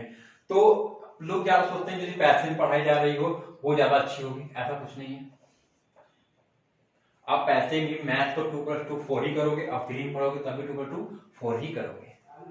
हाँ, और नेक्स्ट हम क्या कर रहे थे, हाँ अब इसमें एक और टाइप आता है कि ए जो है वो 6 घंटे में भरता है, और बी जो है वो टंकी खाली कर देती है इतना 8 घंटे में। ओके, अब यहाँ पे क्या हो गया, यहाँ पे क्वेश्चन से थोड़ा चेंज कर दिया। ए का कार्य क्या है, टंकी भरने का, मतलब ए पॉजिटिव सेंस में रहेगा हमेशा, और बी का कार्य क्या है, टंकी खाली करने का, यहाँ नेगेटिव सेंस में रहेगी, टंकी खाली हो रही है। और हमसे क्वेश्चन पूछेगा क्या कि टंकी कितने घंटे में भर जाएगी अगर इन दोनों को एक साथ क्या किया, चालू कर दिया जाए। तो हम जानते हैं धीरे से पहले हम ये निकालेंगे कि टंकी भरी जाए तो क्षमता कितनी है, उसमें कितना पानी आता है। सो 6 है और 8 है, इसका एलसीएम लेना है। हमने क्या कहा, सबसे इजी है, अगर आपको एलसीएम नहीं आता है तो आप इन दोनों का गुणनफल ले सकते हो, 48 ले लो, या एलसीएम है अच्छे सिंपल संख्या है तो आप एलसीएम से 124 ले सकते हो। और एलसीएम जानते हो क्या होता है, एलसीएम वो संख्या होती है लिए कॉमन मल्टीपल, लिए कॉमन मल्टीपल मतलब क्या, वो छोटी छोटी संख्या जो इन दोनों से कट जाए, या वो छोटी छोटी संख्या जिसमें वो ये दोनों ही संख्याएं आपस में क्या हो, सम्मिलित हो। 24 में 6 भी है और 24 में 8 भी हो, तो ये क्या है, लीस्ट कॉमन मल्टीपल है। अब यहाँ पे एलसीएम क्या लेने का मतलब ये नहीं कि आप 24 ही ले सकते हो, आप एलसीएम का कोई भी मल्टीपल ले सकते हो। क्या था, 24 था ये, हाँ, तो अगर 24 आप जानते हो कि ए तो कितना करेगा, 1 घंटे में 4 भरेगा, और बी करेगा 1 घंटे में 3 खाली कर देगा। ओके, ये भर रहा है, ये पॉजिटिव सेंस, ये टंकी खाली कर रहा है, ये नेगेटिव सेंस में है। इसका मतलब क्या हुआ, अगर 1 घंटे तक ए भी चले और 1 घंटे तक बी भी चले, ए 4 भाग भर देगा, 4 लीटर भर देगा, और बी क्या करेगा, 3 लीटर खाली कर देगा। इसका मतलब जो आया हमारा प्रोडक्ट वो कितना आया, 1 लीटर, मतलब कि 1 भाग, मतलब क्या कि 1 घंटे में ये दोनों मिलकर 1 भाग भर देंगे। बी 3 खाली कर दे रहा है, ए 4 भर रहा है, तो इजी है कि 1 भाग ही भरेगा। तो 1 घंटे में 1 भाग भर रहा है और हमको 25 भाग भरना है, 25 लीटर भरना है, आपसे जो भी समझ लीजिए, हमें कितना टाइम लगेगा, 25 आवर्स लगेगा।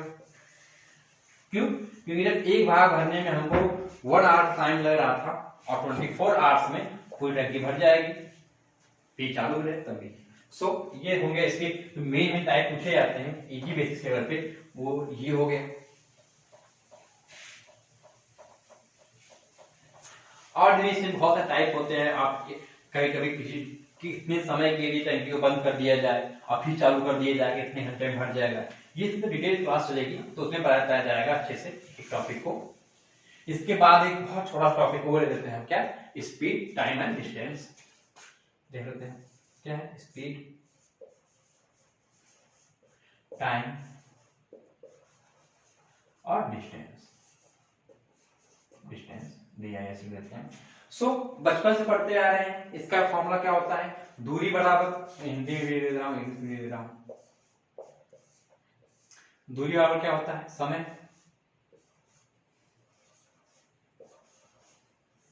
इंटू 4, या इंग्लिश वालों के लिए distance is equal to time into speed, ये होता है इसका फॉर्मूला। हमने आप रेशियो वाले बता दिया था कि जब भी कोई चीज इनटू में हो इसका मतलब क्या होता है, आपस में वो दुश्मन होते हैं। मतलब अगर आपकी दूरी फिक्स हो कि आपको इतना दूरी जाना है 5 किलोमीटर जितना फिक्स हो, अगर ये डी आपका फिक्स है तो टाइम और जो स्पीड होगी उसमें आपस में क्या होगी, दुश्मनी होगी। मतलब अगर टाइम बढ़ जाएगा मतलब आपको किसी भी दूरी तय करने में ज्यादा टाइम लग रहा है, इसका मतलब क्या, आपकी स्पीड कम होगी। और अगर स्पीड बढ़ जाएगी आपको टाइम कम लगेगा। ये तो बहुत जनरल सी बात है, हमको पता है। उसका हम लोग अपने व्यवहारिक जो ज्ञान है उसका क्वेश्चन में कैसे इस्तेमाल करेंगे। जब आप कोई क्वेश्चन देखेंगे और उसके जो ऑप्शंस देखेंगे तो आप कई बार होता है कि आप क्वेश्चन देख के टिक कर जाते हैं कि हाँ ये आंसर होगा। जैसे कि वो कह दे कि हमने जो है अपनी स्पीड जो है क्या कर दी, 2 गुनी कर दी, ओके। और पहले हमें टाइम लगा था 5 घंटे, 5 आवर, अब टाइम कितना लगेगा, और आपको ऑप्शन दे 6 घंटे, 7 घंटे, 8 घंटे और 5 घंटे से कम कोई भी टाइम नहीं दे, तो आप जानते हो कि आपने स्पीड दोगुना कर दी तो लाजमी सी बात है कि आपको टाइम क्या लगेगा, कम लगेगा। मैंने बताया था अगर स्पीड बढ़ेगी तो टाइम क्या हो जाएगा तुम्हारा, कम हो जाएगा। इसका मतलब जो हमारा आंसर आने वाला है वो 5 आवर से कम होने वाला है। और ऑप्शंस में हो सकता है कि एक ही ऑप्शन ऐसा हो, एक ही ऑप्शन ऐसा हो, सॉरी ये नहीं, एक ही ऑप्शन ऐसा हो जो 5 से कम हो, तो आपको बिना क्वेश्चन सॉल्व किए सीधे आंसर टिक कर देना है। अगर हो सकता हो कि एक ना हो के 2 ऑप्शन ऐसे हो जिसमें 5 से कम वैल्यू दी गई हो, तो एटलीस्ट आपने अपने व्यवहारिक ज्ञान से उस क्वेश्चन का 50% तो सॉल्व कर ही लिया कि हाँ ये 2 क्वेश्चन तो होने वाले हैं, आंसर नहीं, इन्हीं दोनों से होने वाला है। हो सकता है आपने तुक्का भी लगाया हो, सही लग गया हो। तो आपको कई बार तुक्का लगाने में व्यवहारिक ज्ञान भी बहुत काम आता है। तो मेन फॉर्मूला क्या पढ़ा हमने, स्पीड टाइम डिस्टेंस का, distance equal to time into 4। इसमें आपका बहुत बड़ा योगदान करता है आपका चैप्टर नंबर मेजरमेंट, जो बिल्कुल बेसिक लेवल से पढ़ाया जाएगा, तो आपको बताया जाएगा क्या होता है। जो इंटरचेंज करते हैं किलोमीटर को मीटर में, या फिर घंटे आर को मिनट में, या घंटे को मिनट में, सेकंड में, डिस्टेंस स्पीड को, हाँ स्पीड बहुत इंपॉर्टेंट होती है। अब बाकी लोग तो किलोमीटर वाला 1 kilometre is equal to 1000 metre, ये सबको पता होता है, ये पता होता है। 1 hour is equal to 60 minute is equal to 60 into 1 minute में 60 सेकेंड होता है, 60 इंटू 60 सेकेंड, या कह सकते हो 36 क्या सेकेंड। ये तो ज्यादातर लोगों को पता होता है ये 2 फॉर्मूले, लेकिन जो स्पीड का चेंज होता है वो ज्यादातर लोग कंफ्यूज रहते हैं। उन्होंने रटा होता है, रट लिया है उन्होंने, 5/18 से गुणा करना है, 18/5 से गुणा करना है, पर कभी ये बोल जाते हैं कि कब किसको इंटरचेंज करना है, कब 5/18 गुणा करना है, कभी 18/5 से गुणा करना है, क्योंकि उन्होंने कभी बेसिक सीखा ही नहीं कि कैसे होता है ये 5/18 आता कहां से है। हम बताते हैं आपको कहां से आता है वो। ध्यान से देखिए, आपको स्पीड दी गई है, किसी भी चीज की स्पीड दी गई है क्या, किलोमीटर प्रति आर में दी गई, यहाँ पे कोई संख्या दे देगी x किलोमीटर प्रति आर, या वो क्या दिया गया है, स्पीड दी गई है किलोमीटर प्रति आर में, और आपको क्या निकालना है, मीटर प्रति सेकंड में। तो कुछ नहीं करना है, आप जानते हो, आप क्या जानते हो कि जो किलोमीटर होता है अगर उसको हमें चेंज करना है मीटर में, तो 1 km बराबर कितना होता है, 1000 मीटर, 1 किलोमीटर बराबर कितना होता है, 1000 मीटर, ये आप जानते हो। और आप क्या जानते हो, अगर हमें किलोमीटर प्रति घंटा को मीटर पर सेकंड चेंज करना है तो 1 घंटा में कितना होता है, 36 सेकंड, आगे बताया था आपको। तो आप जानते हैं कितना होता है सेकंड, इतना सेकंड होता है ये। और यहाँ पे वो x तो रहेगा ही, ये जो सामने वाला था, और ये इसमें आ गया आपका मीटर पर सेकेंड में आ गया। अगर आप थोड़ा सा कट कर लेते हैं ये, अब 2 से कट करोगे 5 और ये क्या आ गया 18 आ गया। इसका मतलब क्या आ गया x इंटू 5/18 क्या आ गया मीटर पर सेकेंड। तो यहां से हमें क्या देखा कि अगर किलो प्रति घंटा है, इसको इंटरचेंज करना है मीटर पर सेकेंड में, तो जो दिया गया जो संख्या दी गई हो उसमें हम किससे गुणा कर दें 5/18 का अगर हम मल्टीप्लाई कर दें तो हमारी मीटर पर सेकेंड में आ जाता है, ये इंटरचेंज हो जाता है।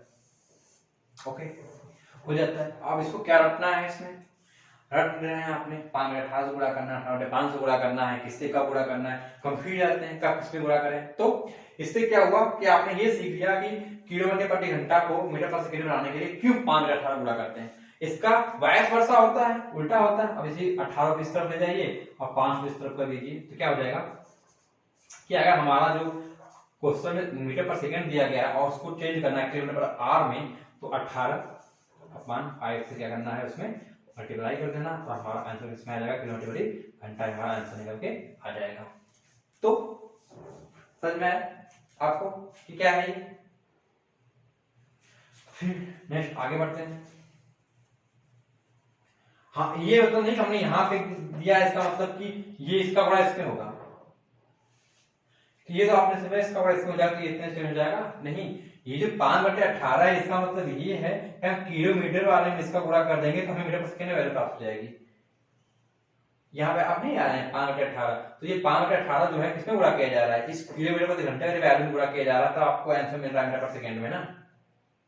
तो इसका मतलब यही होता है कि अगर हमें मीटर पर सेकंड चेंज करना है तो जो किलोमीटर प्रति घंटे में जो वैल्यू दी गई है उसमें 5/18 का गुणा करेंगे तो हमें क्या मिलेगा मीटर पर सेकंड। ये हमने आंसर लिखा है इस तरफ। यहाँ पे अगर x किलोमीटर प्रति घंटा होता और x में हम 5/18 गुणा कर देते तो हमें मिल जाता आंसर मीटर पर सेकंड में। इसका ये मतलब कभी भी नहीं होगा कि किलोमीटर प्रति घंटा बराबर 5/18 मीटर पर सेकंड, ये मत समझिएगा इसका मतलब। आप इतने समझदार हैं नहीं। अब नेक्स्ट करते हैं सवाल पे।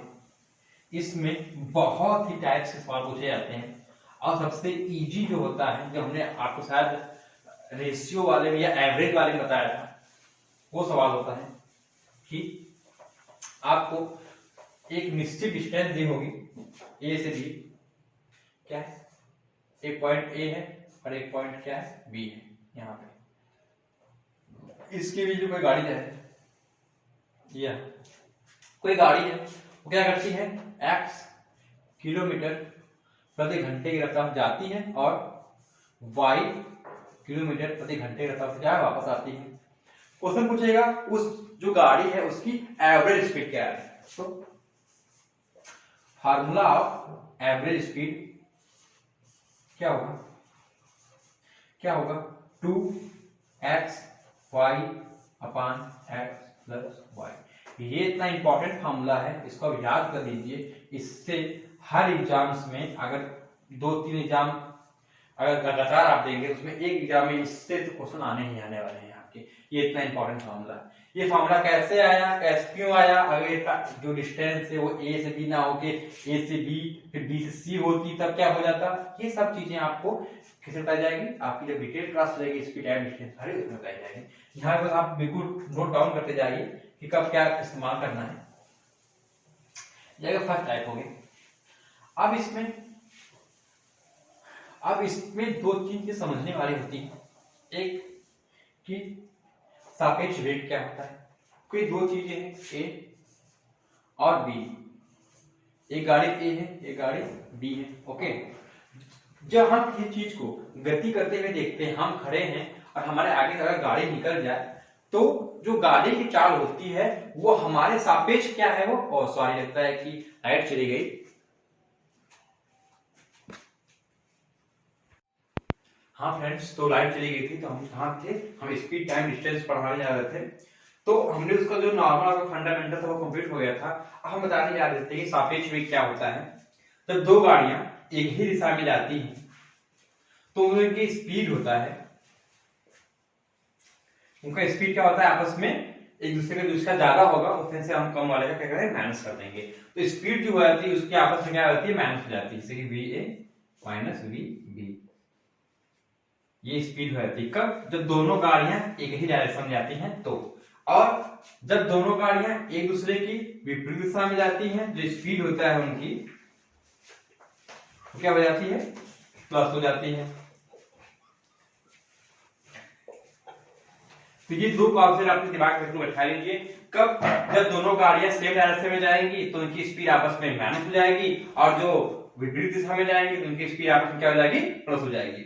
अब इसके बेस्ड बहुत से टाइप्स के क्वेश्चन पूछे जाते हैं, तो उनकी जो डिटेल स्टडी होगी हम अपने जो डिटेल वीडियो आएगी उसमें करेंगे टॉपिक वाइज, क्योंकि ये क्रैश कोर्स चल रहा है, जिसके बाद हम वही पढ़ाएंगे जो आपको पूछा जाएगा। तो एक टाइप क्वेश्चन बहुत सी एग्जाम में पूछा जाता है, जैसे कि कोई बंदा ए है, जब वो 9 किलोमीटर पर घंटे से घंटे जाता है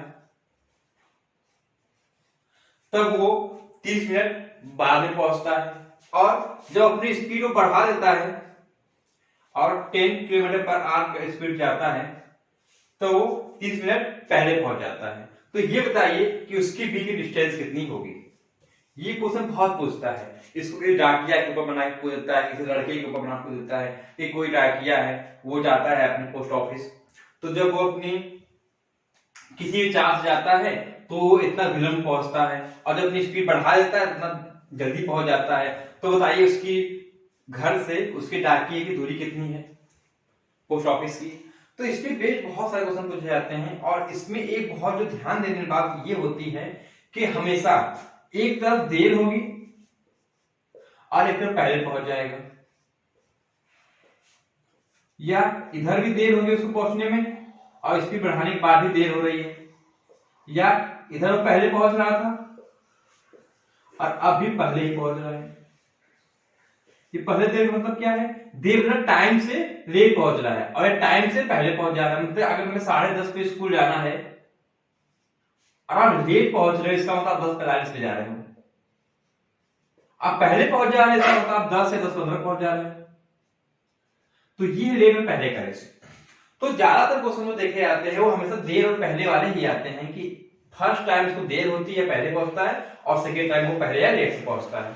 तो जब भी देर और पहले हो तो उनके बीच जो टाइम होता है कि कितना मिनट देर है, कितना घंटा देर है, कितना मिनट पहले, वो आपस में क्या होता है, प्लस हो जाता है। और ये दोनों जब सेम होते हैं तो आपस में क्या होता है, माइनस हो जाते हैं, और जब अपोजिट में क्या होता है, प्लस होता है। तो ये एक और कॉन्सेप्ट है, अपने दिमाग में बैठा लीजिएगा। कोई ये चीजें बताते नहीं है टीचर्स और सीधा वो क्वेश्चन सॉल्व कराते हैं। तो जो डिटेल वीडियो होगी उस पर बहुत अच्छे से हम डिस्कस किया जाएगा। तो फॉर्मूला क्या होता है डिस्टेंस का, फॉर्मूला होता है पहली स्पीड इनटू दूसरी स्पीड अपान दोनों स्पीडों का अंतर इनटू टाइम। ये रहा, जहां पे सभी चीजें एम्पियर पद्धति में होनी चाहिए। एम्पियर पद्धति स्टैंडर्ड पद्धति है उसकी, मतलब जो दूरी है उसकी वो आनी चाहिए किलोमीटर में, स्पीड कितनी होनी चाहिए किलोमीटर प्रति घंटा में, और टाइम कितना होना चाहिए आर में, सॉरी एम्पियर में। फिर इसमें टाइम होता है सेकंड में हो जाता है। हाँ ये होता है, टाइम हमेशा घंटे में होना चाहिए, और स्पीड है उनकी किलोमीटर पर आवर में होनी चाहिए, और डिस्टेंस तुम्हारा किलोमीटर पर घंटा निकलेगा। अगर वो तुमको मीटर पर सेकंड में दिया है उसको कन्वर्ट कीजिए आप किलोमीटर पर घंटा में, अगर टाइम आपको मिनट में दिया है कन्वर्ट कीजिए तो घंटा में। एक क्वेश्चन देख लेते हैं, जैसे कोई लड़का ए है, वो 5 किलोमीटर पर घंटे जाता है और वो 30 मिनट लेट पहुंचता है, 30 मिनट। जब वो अपनी स्पीड इंक्रीज करता है, अब वो 10 किलोमीटर पर आवर बढ़ते जा रहा है, और अब वो 30 मिनट पहले पहुंच जा रहा है। ये ओके। देन अब ये पूछेगा कि उन जो वो जा रहा है यहाँ पे, सॉरी बी बंदा नहीं रहा, वो ए ही बंदा होगा, वही अपनी गति बार बदलेगा। नेक्स्ट क्या पूछेगा कि जो दो बिंदुओं के बीच जो जा रहा है वो उसके बीच की डिस्टेंस कितनी है, वो ये पूछेगा डिस्टेंस।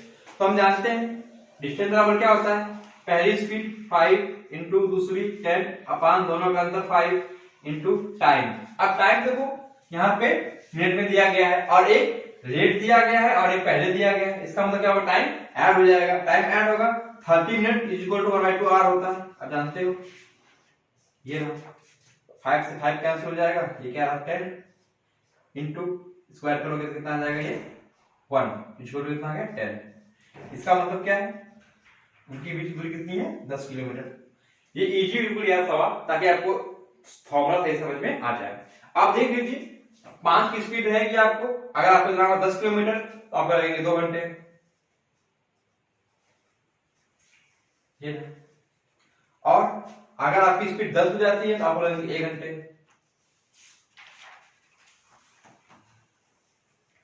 अब दोनों का अंतर देखेंगे आप, और सॉरी यहाँ पे किलोमीटर 1 घंटे आएगा।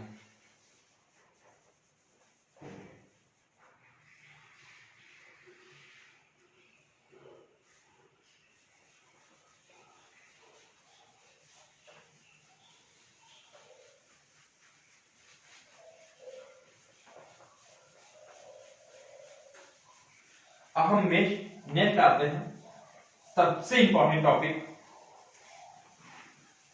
जो हर एग्जाम में उस टॉपिक से पूछे जाता है, उसका नाम है मेंसुरेशन।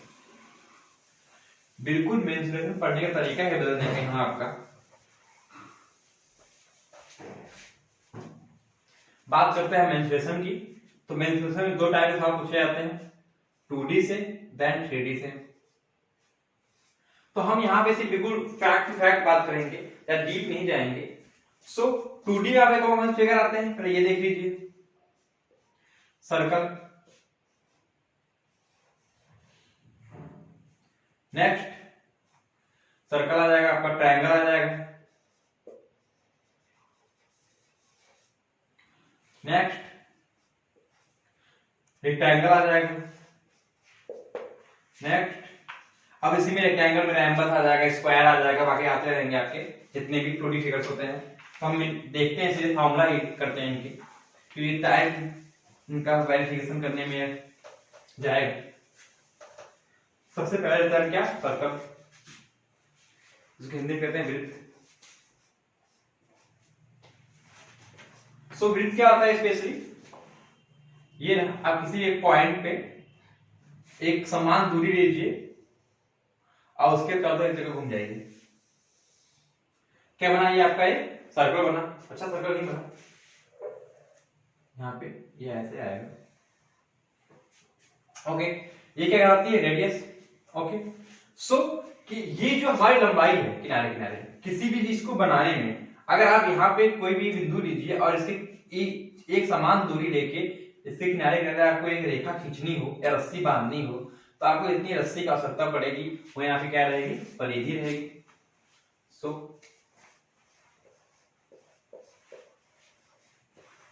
परिधि,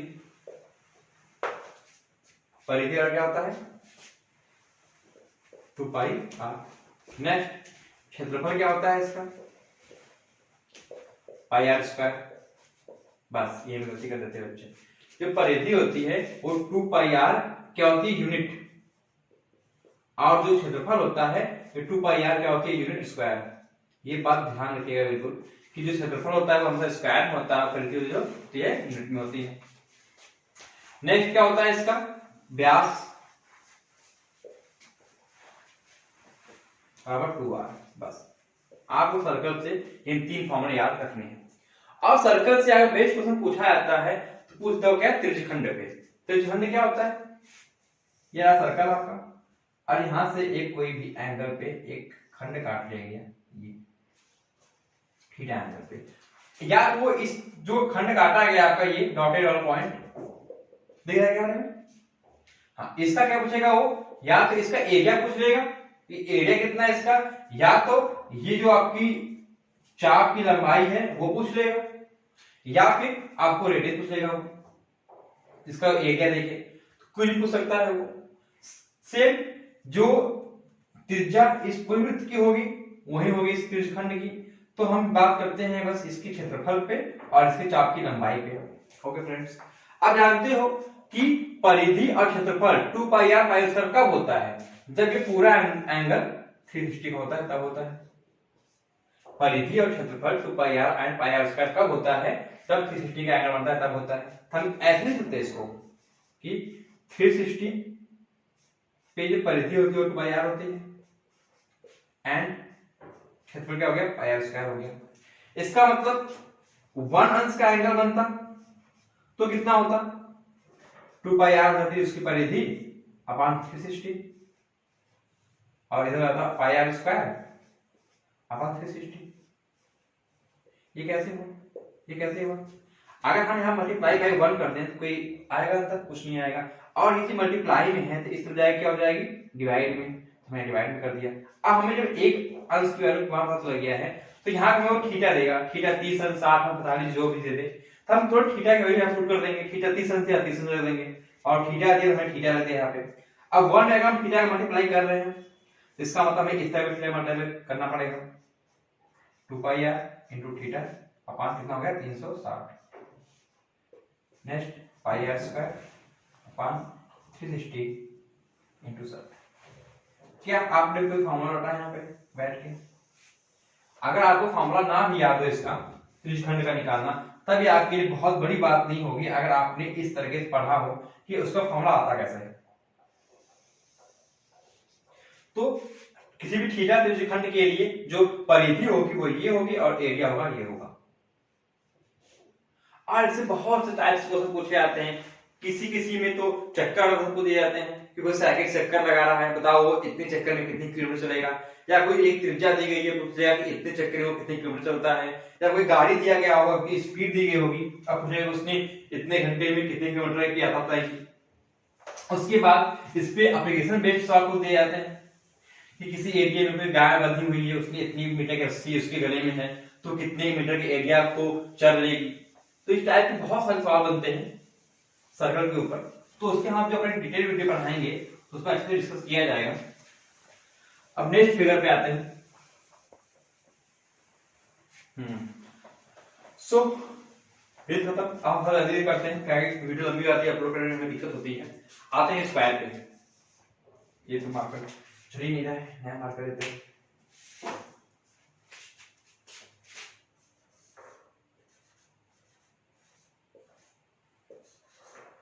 स्क्वायर क्या होता है? जिसकी चारों भुजाएं आपस में बराबर हों और सारे एंगल 90 अंश के हों, ये होता है स्क्वायर। इसमें क्या पूछा जाएगा तुमसे?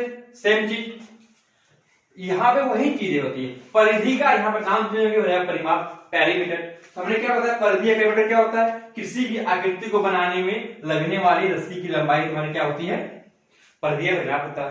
तो हम मान लें कि हम यहाँ से रस्सी बनाना स्टार्ट करें तो हम यहाँ से यहाँ बनाएंगे, फिर यहाँ से यहाँ, यहाँ से यहाँ, यहाँ से यहाँ, तो हमें कितनी रस्सी चाहिए? मान ये लंबाई 5 है तो 5 मीटर इधर, क्योंकि सारी लंबाई सेम है इसमें, तो 5 यहाँ भी, 5 यहाँ भी, 5 यहाँ भी। तो क्या हमने देखा 5 चौक के 20। और मान लेते हैं ये 5 ना होके हमारे ए है तो ए यहाँ, ए यहाँ, ए यहाँ, ए यहाँ। इसका मतलब परिमाप कितना हो गया इसका? इंग्लिश वाले पढ़ लें, परिमाप मतलब क्या होता है?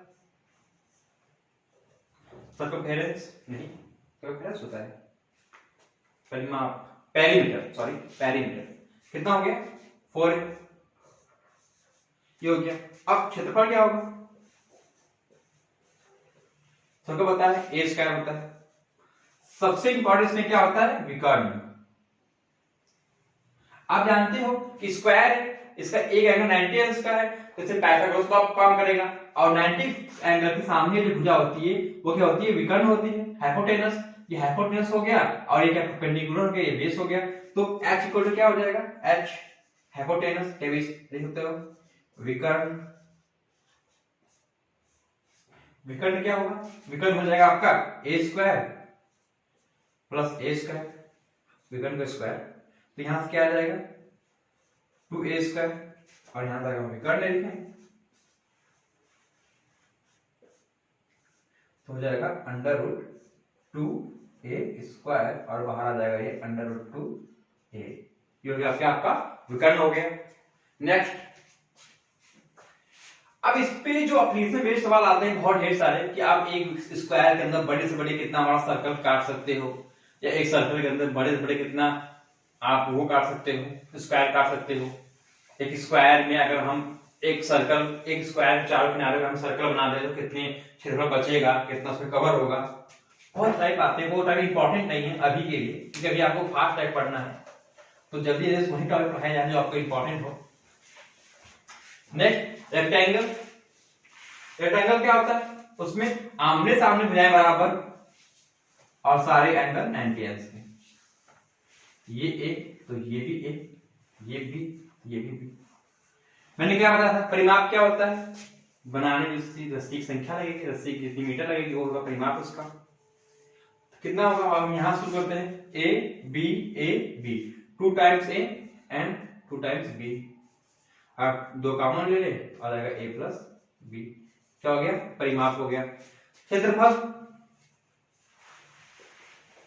सबको पता है क्या होता है? ए इंटू बी।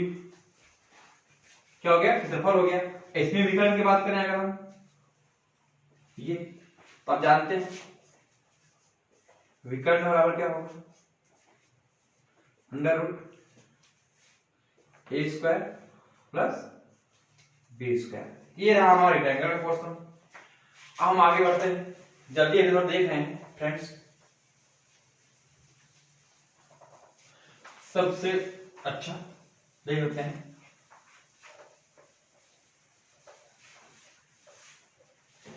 समलंब।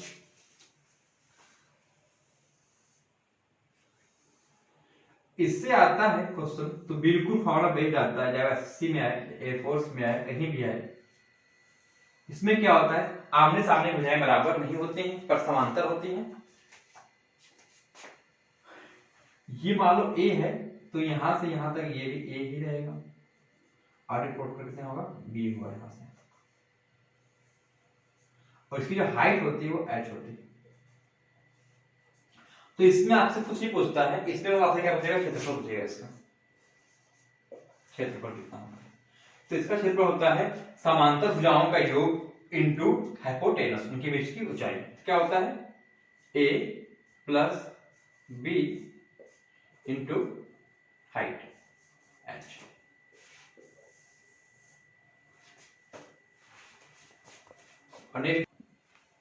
तो क्या हो गया?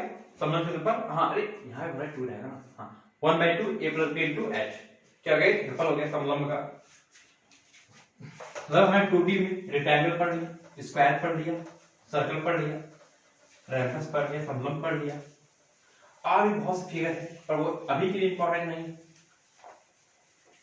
नेक्स्ट सबसे इंपॉर्टेंट त्रिभुज। अब त्रिभुज को एंगल में बांटा जाता है, तीन किस्म का भुजा बांटा जाता है, तीन किस्म का, समकोण, न्यून कोण, अधिक कोण, समबाहुभुज, समद्विबाहुज और बहुभुज, मतलब समबाहुभुज। क्या होता है? सबसे मोस्ट इंपॉर्टेंट समकोण देख लेते हैं इसका एक, जिससे क्वेश्चन हमेशा पूछे ही जाते हैं, सबको पता है 90 एंगल। ये क्या हो गया? इसका परपेंडिकुलर, बेस एंड हाइट। सबसे मोस्ट इंपॉर्टेंट फॉर्मूला हाइट का स्क्वायर इक्वल टू परपेंडिकुलर का स्क्वायर प्लस बेस का स्क्वायर, पाइथागोरस प्रमेय। नेक्स्ट इसका क्षेत्रफल पूछा जाता है सबसे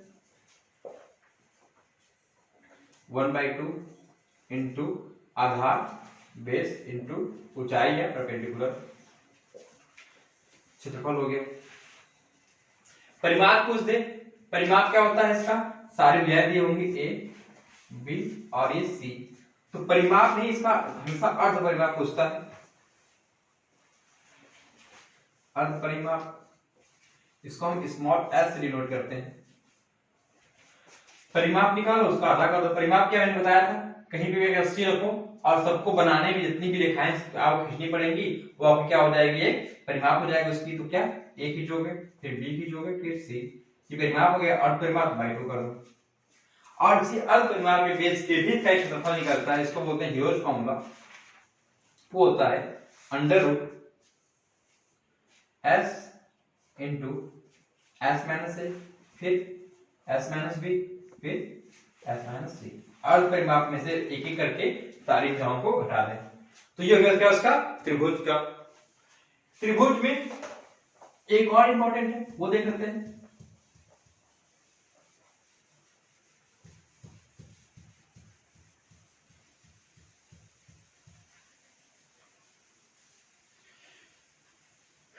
इक्विलैटरल ट्रायंगल का जिसकी सारी भुजाएं बराबर होती है।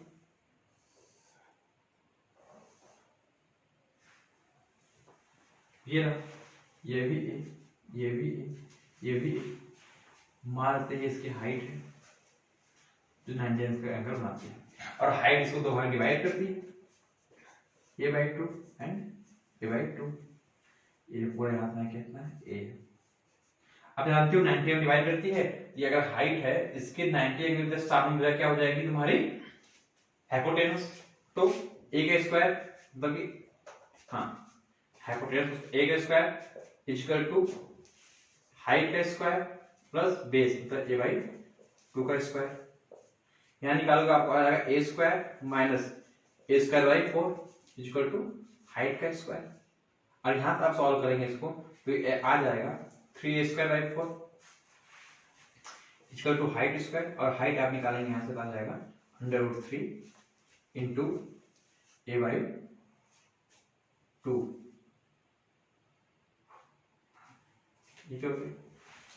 ये हो गया आपका हाइट। तो क्या हो गया आपका इक्वेटर ट्रायंगल का हाइट निकल गया। आप जानते हैं कोई भी त्रिभुज हो अगर उसकी आपने हाइट निकाल दी है, क्षेत्रफल क्या हो जाएगा उसका, ये होता, ये साइन होता है क्षेत्रफल का। क्या होता है 1/2 इंटू आधार, आधार हमने कितना पूरा ये a है, इस त्रिभुज का आधार तो पूरा a है ना, ये तो a/2 जिसने परपेंडिकुलर डाल उसके तब हुआ था, इंटू क्या होता है हाइट, हाइट निकाली हमने √3 इंटू a/2 ये होगा। इसको हम सॉल्व करें क्या आ जाएगा 1/2 इंटू √3/4 इंटू a²। ये मोस्ट इंपॉर्टेंट फॉर्मूला है 101%। अगर त्रिभुज से क्वेश्चन आते हैं आपके में तो इसी फॉर्मूले से आएंगे अगर इक्विलैटरल ट्रायंगल से आता है तो। और बाकी इसकी बहुत सारी चीजें हैं जैसे कि केंद्रक निकालना, लंब केंद्र निकालना, परिकेंद्र, अंतःकेंद्र, त्रिज्या, परित्रिज्या, परिवृत्त, अंतःवृत्त, तो वो सब चीजें अभी की नहीं। तो इस तरह से हमारा 2D होता है खत्म। जल्दी से आते हैं 3D में। 3D में कुछ नहीं है आपका, मेनली सबसे पहले स्टार्ट करेंगे हम लोग किससे, सबके फेवरेट बेलन से। अब इंग्लिश में कहते हैं सिलेंडर। इसकी आकृति कैसे होती है बने होते,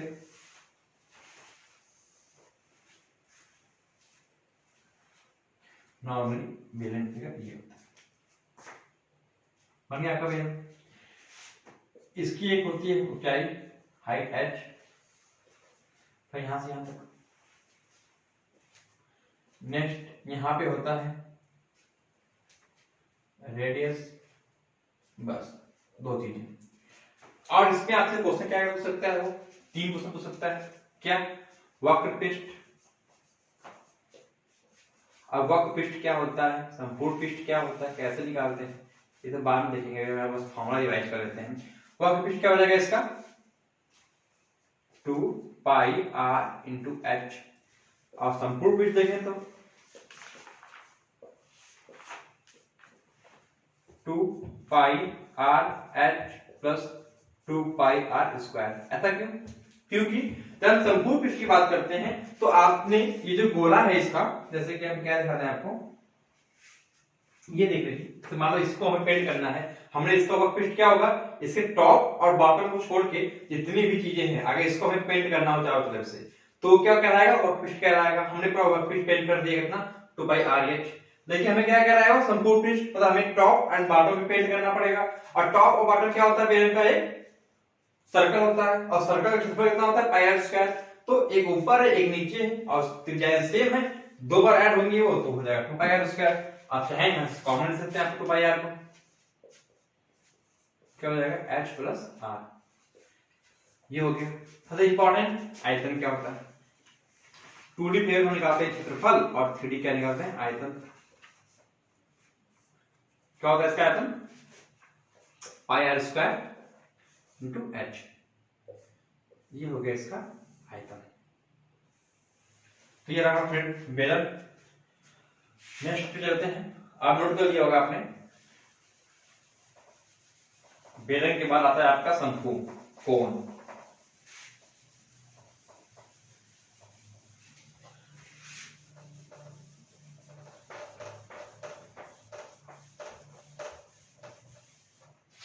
क्या है आपका शंकु कोण।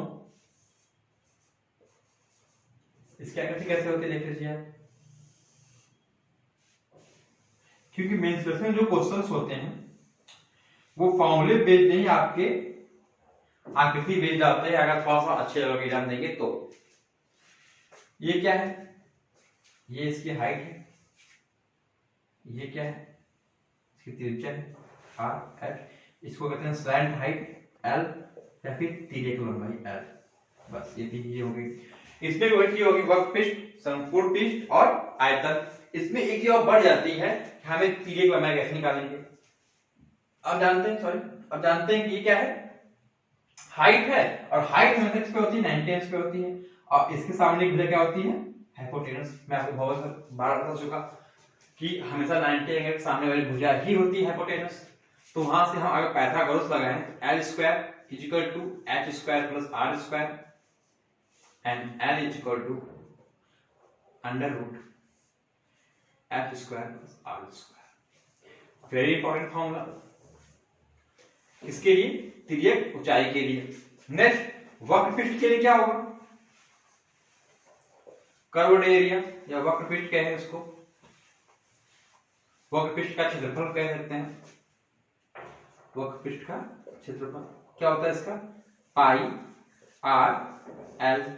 नेक्स्ट संपूर्ण पृष्ठ माना जाएगा, संपूर्ण पृष्ठ का क्षेत्रफल। इसका मतलब क्या, हमने पूरा किनारे रंग दिया। अब इसका टॉप तो कुछ है नहीं, टॉप एक पॉइंट है, मतलब हमें बॉटम रखना पड़ेगा। अब बॉटम क्या है, एक सर्कल है, इसलिए सर्कल में ऐड कर देंगे क्षेत्रफल उसका। क्या हो गया pi R L plus pi R square equal to pi R common सकते हैं, कॉमन ले लीजिए एल प्लस आर। ये है फॉर्मूला। आपको फॉर्मूला रटने की जरूरत नहीं है, आप फिगर देखिए, अब देखते हैं कि फॉर्मूला बनता कैसे है।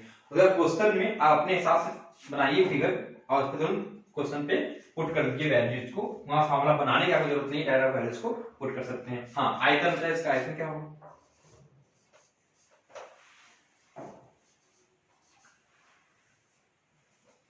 One upon third pi R square H.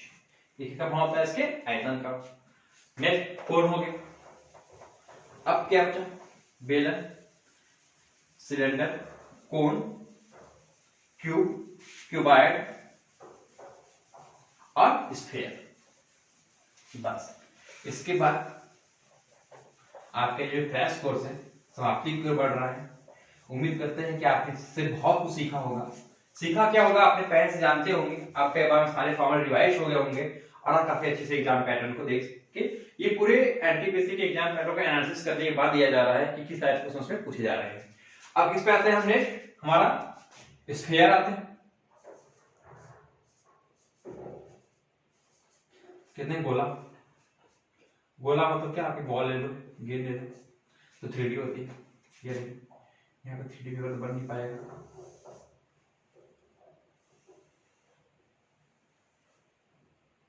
मान लो ये हमारा क्या हो गया, गोला हो गया। नेक्स्ट अब गोले की चीजें होती हैं क्या, वक्र पृष्ठ, पर इसकी संपूर्ण पृष्ठ नहीं होता है। क्यों, क्योंकि ये पूरा गोला है, इसका कोई ऐसा पैटर्न नहीं है कि कोई टॉप हो या फ्लोर ढका हुआ हो। एक तो पूरा गोला है, जो कुछ भी है इसकी सतह पे ही है। वक्र पृष्ठ एक होता है क्या, उसकी सरफेस को रंगना, टॉप और बॉटम छोड़कर सरफेस को रंगना। पर गोले में कोई टॉप और बॉटम नहीं होता है, सब उसका सरफेस ही होता है। तो इसको हम कर्व एरिया बोले या संपूर्ण पृष्ठ बोले या वक्र पृष्ठ बोले, सब उसका सेम ही होगा। क्या होगा, 4 पाई आर एच, नहीं सॉरी 4 पाई आर स्क्वायर। क्या हो गया, गोले का वक्र पृष्ठ क्या होता है 4 पाई आर स्क्वायर, ये हो गया। और इसका आयतन होता है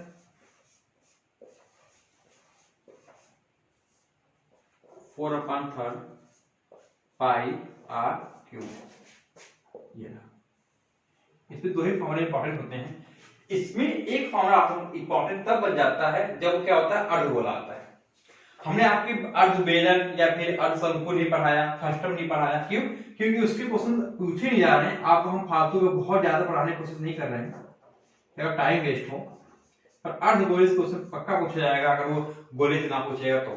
अर्धगोले में क्या ऐसा खास है, उसे पूछेगा ये देखिए हमने एक गोला लिया और उसको हमने यहाँ से कट कर दिया, ये बचा गोला आपका। अगर आप बॉल लीजिए ऊपर से कट कर दीजिए, खोखला गोला ना हो अगर वो तो। हाँ, अगर हम यूनिट की बात करें तो यहाँ पे सब चीजें क्या होंगी, यहाँ पे यूनिट स्क्वायर होती है क्षेत्रफल की, और ये आयतन है तो आयतन हमेशा आपका घन क्यूब में होता है, तो यहाँ पाया क्या हो जाएगा, क्यूब हो जाएगा। घन यूनिट होगी, यहाँ पे जो यूनिट होगी उसका घन होगा, या यूनिट को आप क्यूब लिख सकते हो घन ना लिखोगे तो। ये हो गया आपका आयतन, क्योंकि हमने सॉलिड गलती से स्क्वायर लिया था, क्योंकि आयतन होता है वो हमेशा क्यूब में होता है, मतलब हमेशा उसमें जो भी आपकी यूनिट वाली राशि होनी चाहिए वो हमेशा क्यूब में होनी चाहिए। नेक्स्ट क्या है, अगर आपने अर्धगोला लिया है तो अर्धगोला का वर्कपीस क्या हो जाएगा, एंड संपूर्ण पृष्ठ क्या हो जाएगा, अरे सॉरी वर्कपीस एंड संपूर्ण। हाँ, इसमें वर्कपीस भी होता है संपूर्ण पृष्ठ भी होता है, ये देखने की बात होती है, इसीलिए थोड़ा खास बन जाता है। क्यों, क्योंकि इसमें वर्कपीस भी होता है और संपूर्ण पृष्ठ भी। क्यों, क्योंकि इसमें एक जो आप आधा काट दोगे उसको तो इसका एक टॉप कवर बन के आ जाएगा आपका, तो यहाँ पे भी टॉप और बॉटम आ रहा है, वहां पे संपूर्ण पृष्ठ अलग हो जाएगा और उसका वर्कपीस अलग हो जाएगा। ये चीजें हैं आपकी, तो इसका वर्कपीस क्या हो जाएगा 4πr², उसको आधा काट दोगे तो क्या हो जाएगा 2πr²। ये हो गया। अब संपूर्ण पृष्ठ की बात करें हम तो 2πr² तो रहेगा रहेगा, प्लस ऊपर एक सर्कल और बन रहा है, एक πr² और हो जाएगा, और आपका हो जाएगा ये 3πr²। नेक्स्ट, अब क्या आयतन, सॉरी आयतन की अगर हम बात करें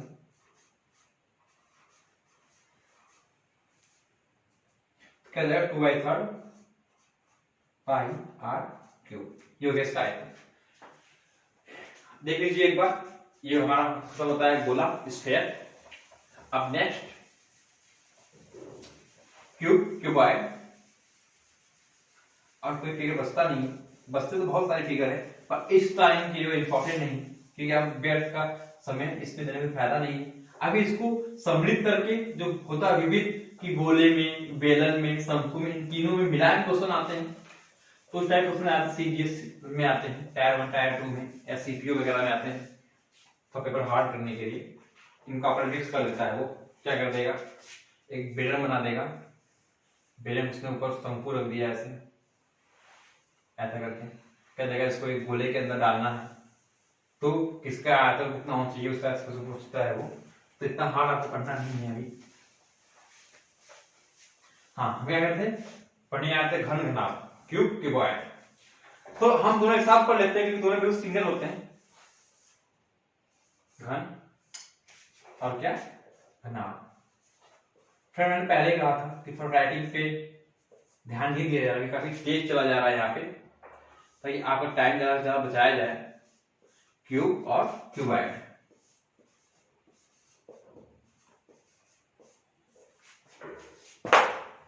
ये हो गया घन और घनाभ।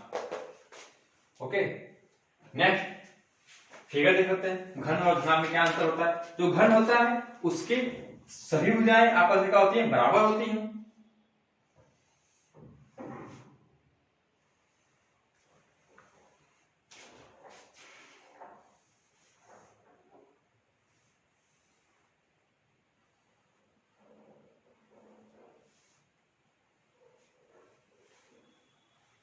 ये होगी घन आपका, तो अच्छा फिगर बन नहीं रहा है।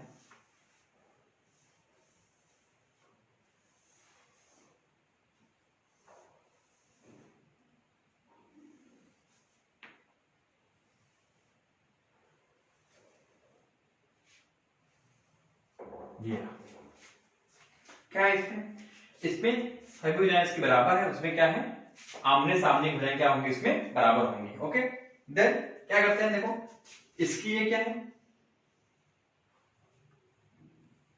लंबाई a मानते हैं, तो इसकी चौड़ाई होगी ये भी a हो जाएगी, और ये इसकी ऊंचाई होगी वो कितनी हो जाएगी, a हो जाएगी, सब a हो गए। तो इसमें सेम चीज निकलेंगी, क्या क्या निकलेंगी, वर्कपीस, संपूर्ण पृष्ठ एंड आयतन। तो इसमें क्या होगा हमारा वर्कपीस और संपूर्ण पृष्ठ, इसमें बस सतह का क्षेत्रफल निकलेगा, ना कि वर्कपीस का सपोर्ट निकलेगा। क्या होता है इसका वर्कपीस सपोर्ट होता है, इसका सतह क्षेत्रफल होता है, सतही क्षेत्रफल। क्या हो जाएगा सरफेस एरिया इसका। अब जानते हैं सरफेस एरिया क्या होगा, जितने भी सरफेस होंगे सबको क्या कवर करना है। तो एक सरफेस ऊपर है, एक नीचे, एक दाएं है, एक बाएं है, और एक आगे है, एक पीछे है। आप देख पा रहे हो। तो अगर आपका ऊपर का क्षेत्रफल निकालना हो तो क्या होगा, जानते हैं ऊपर क्या बना हुआ है एक तरह से। आप जानते हैं कि जो घन होता है वो 6 स्क्वायर को मिला के बनता है, क्योंकि सबके आपस में लंबाई चौड़ाई बराबर है। जब लंबाई चौड़ाई ऊंचाई अगर बराबर हो गई तो स्क्वायर बन गया, क्योंकि स्क्वायर की प्रॉपर्टी यही होती है, उसकी सभी भुजाएं बराबर होती हैं। तो क्या हो गया, एक स्क्वायर बन गया, और 6 स्क्वायर मिलकर क्या बनाएंगे, घन बनाएंगे। तो घन का क्षेत्रफल कितना हो जाएगा, 6 × a स्क्वायर, ये हो गया क्षेत्रफल। बात करते हैं आयतन की। आयतन हो जाएगा इसका a क्यूब। अब ए क्यूब कैसे होता है वो सब बताया जाएगा आपको। देखिए हमेशा जो आयतन होता है वो क्या होता है, कोई भी क्षेत्रफल कैसा भी हो, जो बेस है किसी भी आकृति का आयतन निकालने के लिए उसकी बेस का क्षेत्रफल इनटू उसकी हाइट कितनी उस आकृति की वजह से क्या होता है, आयतन होता है। तो इसका बेस क्या है, एक स्क्वायर है, और स्क्वायर का क्षेत्रफल क्या होता है, a स्क्वायर। और इसकी हाइट कितनी है, हाइट a है, a स्क्वायर अगर हम a का मल्टीप्लाई करें तो ये क्यूब आ जाएगा। ये क्या हो गया, इसका आयतन हो गया। और इस पे एक और इंपॉर्टेंट होता है क्या, इसका विकर्ण। तो विकर्ण हो जाएगा अंडर रूट में तीनों भुजाओं के वर्ग का square, a square plus a square plus a square equal to क्या हो गया, 1 2 3 अंडर रूट 3 a, क्योंकि a स्क्वायर बाहर निकल जाएगा अंडर रूट से। ये क्या हो गया, विकर्ण हो गया। हमने बात करी इसकी घन की, अब हम बात करते हैं इसकी घनाभ की। यहां दिख रहा है नीचे, ओके। यहां बताते हैं कुछ ऊपर नीचे बताते हैं हम लोग। तो इसका आयतन क्या हो जाएगा बताते हैं, डायरेक्ट इसके नीचे आयतन बताते हैं। इसका आयतन क्या हो जाएगा, इसका आयतन हो जाएगा, मैंने बताया था नीचे का क्षेत्रफल। हम बताते हैं पहले क्या है इसकी, मान लो लंबाई a है, चौड़ाई b है, और ऊंचाई c है। तो आप जानते हैं नीचे क्या है, a लंबाई और b चौड़ाई, तो आयतन क्या क्षेत्रफल कितना हो जाएगा नीचे बेस का, a × b, हाइट कितना है c, तो a × b c हो जाएगा। हमसे क्या था, आयतन से किससे निकलेगा, घन मीटर में निकलेगा, घन यूनिट में निकलेगा, घन यूनिट, और क्षेत्रफल किसमें होगा, यूनिट का स्क्वायर, ये होगा। यहीं पे सेम चीज हो जाएगी क्या, यूनिट क्यूब, क्योंकि वो आयतन है।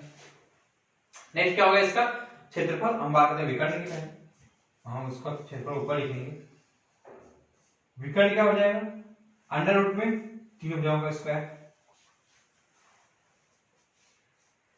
नेक्स्ट अब हम बात करते हैं घनाभ क्षेत्रफल की।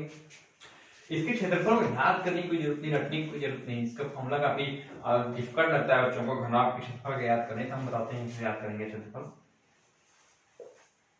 देखिए क्षेत्रफल क्या होता है, सभी क्या है, सतह को क्या करना है, कट करना है। आप देख पा रहे हैं जो घनाभ है उसका ऊपर का और नीचे का जो प्लेट है, जो आकृति है वो सेम है। तो हम देखते हैं चौड़ाई कितनी है b, लंबाई कितनी a, मतलब क्या होगा, क्षेत्रफल कितना हो गया, ab हो गया, ab हो गया।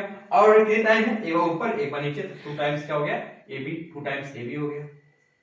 नेक्स्ट अब हम साइड वाला फिगर देखते हैं, तो साइड में ये कितना है, b है, और ये क्या है, c है। तो इसका क्षेत्रफल क्या हो जाएगा, b × c, और ये भी 2 टाइम्स है, 2 टाइम्स b × c, प्लस एक सामने है एक पीछे है। सामने क्या है, इसकी हाइट b, और ये कितना है, a है, तो b × a। ये भी कितने बार है, एक बार आगे और पीछे, 2 टाइम्स ये भी है। साइड हमारी साइड कवर हो गई, यस 2 2 4 2 6, इसकी साइड सब कवर हो गई। यहाँ क्या हो गया, हम 2 कॉमन ले लें, क्या आएगा, ab प्लस bc प्लस यहाँ पे cmg, सॉरी देखा जाए तो हाँ हमने ये सामने की प्लेट ली थी ना, तो ये हाइट c है ना, c दिया है ना, b तो ये है, हमने c ये इंटू ये है, ये वाला आकृति था, c इंटू a रहेगा यहाँ पे, क्या c इंटू a करने का c, ये क्या हो गया, इसका एरिया क्षेत्रफल हो गया, एरिया ऑफ घना क्यूबाइड सी मानते हैं। ये हो गया। तो इस तरह से हमने जल्दी जल्दी में आपको मेंस्ट्रुएशन की जितनी भी आकृतियां आती थी क्वेश्चंस में वो हमने सॉल्व कर ली। तो इस तरह से हमने जो ये 2 या 2.5-3 घंटे का हुआ है मैराथन, इसको मैंने 2 पार्ट में अपलोड किया है। इससे पहले हम फर्स्ट अपलोड कर चुके हैं, इसमें ratio, proportion, percentage, partnership, CI, SI, profit loss, सारे क्वेश्चंस आपको बहुत अच्छे तरीके से बताए गए हैं। और ये है इसका पार्ट 2 जिसमें time work, piping system, speed time distance, mensuration, 2D 3D सब आपको बता दिया गया। तो फ्रेंड्स आप लोग की अपने तरफ से हमने पूरी मदद कर दी है। अब आपकी जिम्मेदारी बनती है कि आप इसकी तरफ पढ़ते हो, फास्ट रिवीजन करते हो और पेपर में जाके उसका व्यू करते हुए जाए। तो आप सबको आपके पेपर के लिए बहुत बहुत ऑल द बेस्ट। हम थोड़ा बात कर लेते हैं डीआई के ऊपर, क्योंकि हमने आपको कहा था कि हम आपको डीआई बढ़ाएंगे। तो जो डीआई होती है स्पेशली उसमें जो हमने पढ़ाया क्या, फ्रैक्शन, परसेंटेज, एवरेज कैसा काम होता है। हाँ, हम थोड़ा बात करते हैं इसके ऊपर डीआई के ऊपर। हम डीआई के ऊपर बात करते हैं तो जो डीआई होती है उसमें मेनली आपको या तो वो चार्ट वाला देता है, बार टाइप, या फिर वो कहता है पाई चार्ट देता है। तो जहां तक मैंने देखा है कि जो डीआई आ रही है वो बार वाली आ रही है, जैसे ये